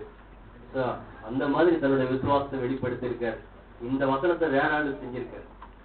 தாவீது இந்த வசனத்தை சொல்லியிருக்காரு, உண்மையான ஒரு சேனைக்குள்ளே பாவேன்னு. ஆனா அவர் கூட இருந்தவர் அதை செஞ்சிருக்காரு. யாரு சொன்ன? யோனத்தான். அப்படியே அந்த வசனம் அங்க நிறைவேறும். ஒரு பெரிய சேனைக்குள்ள 2 பேர் போய் கத்தி வெட்டிக்கிட்டு போயிட்டே இருப்பாங்க, க்ளோஸ் பண்ணிட்டு வந்துருவாங்க, பெரிய யுத்தத்தை நடத்துவாங்க. இவர்கிட்ட அந்த விசுவாசம் அப்படியே யோனத்தான் கிட்ட இருக்கு. நீங்க யோனத்தான படிச்சு பாத்தீங்கன்னா அசந்து போயிடுங்க. ஏன்னா இவருடைய ஃப்ரெண்டு, இவருடைய நகமும் சதையுமா இருந்தவங்க, ஒரு ஹஸ்பண்ட் ஒய்ஃப் போல இருந்தவங்க. இவருடைய விசுவாசம் அப்படியே யோனத்தான் இருக்காரு. ஆகவே தேவன் தாமே இந்த தாவீதுடைய விசுவாசம் நம்ம ஒவ்வொருடைய வாழ்க்கையில காணப்படுத்தி. ஆமாம்.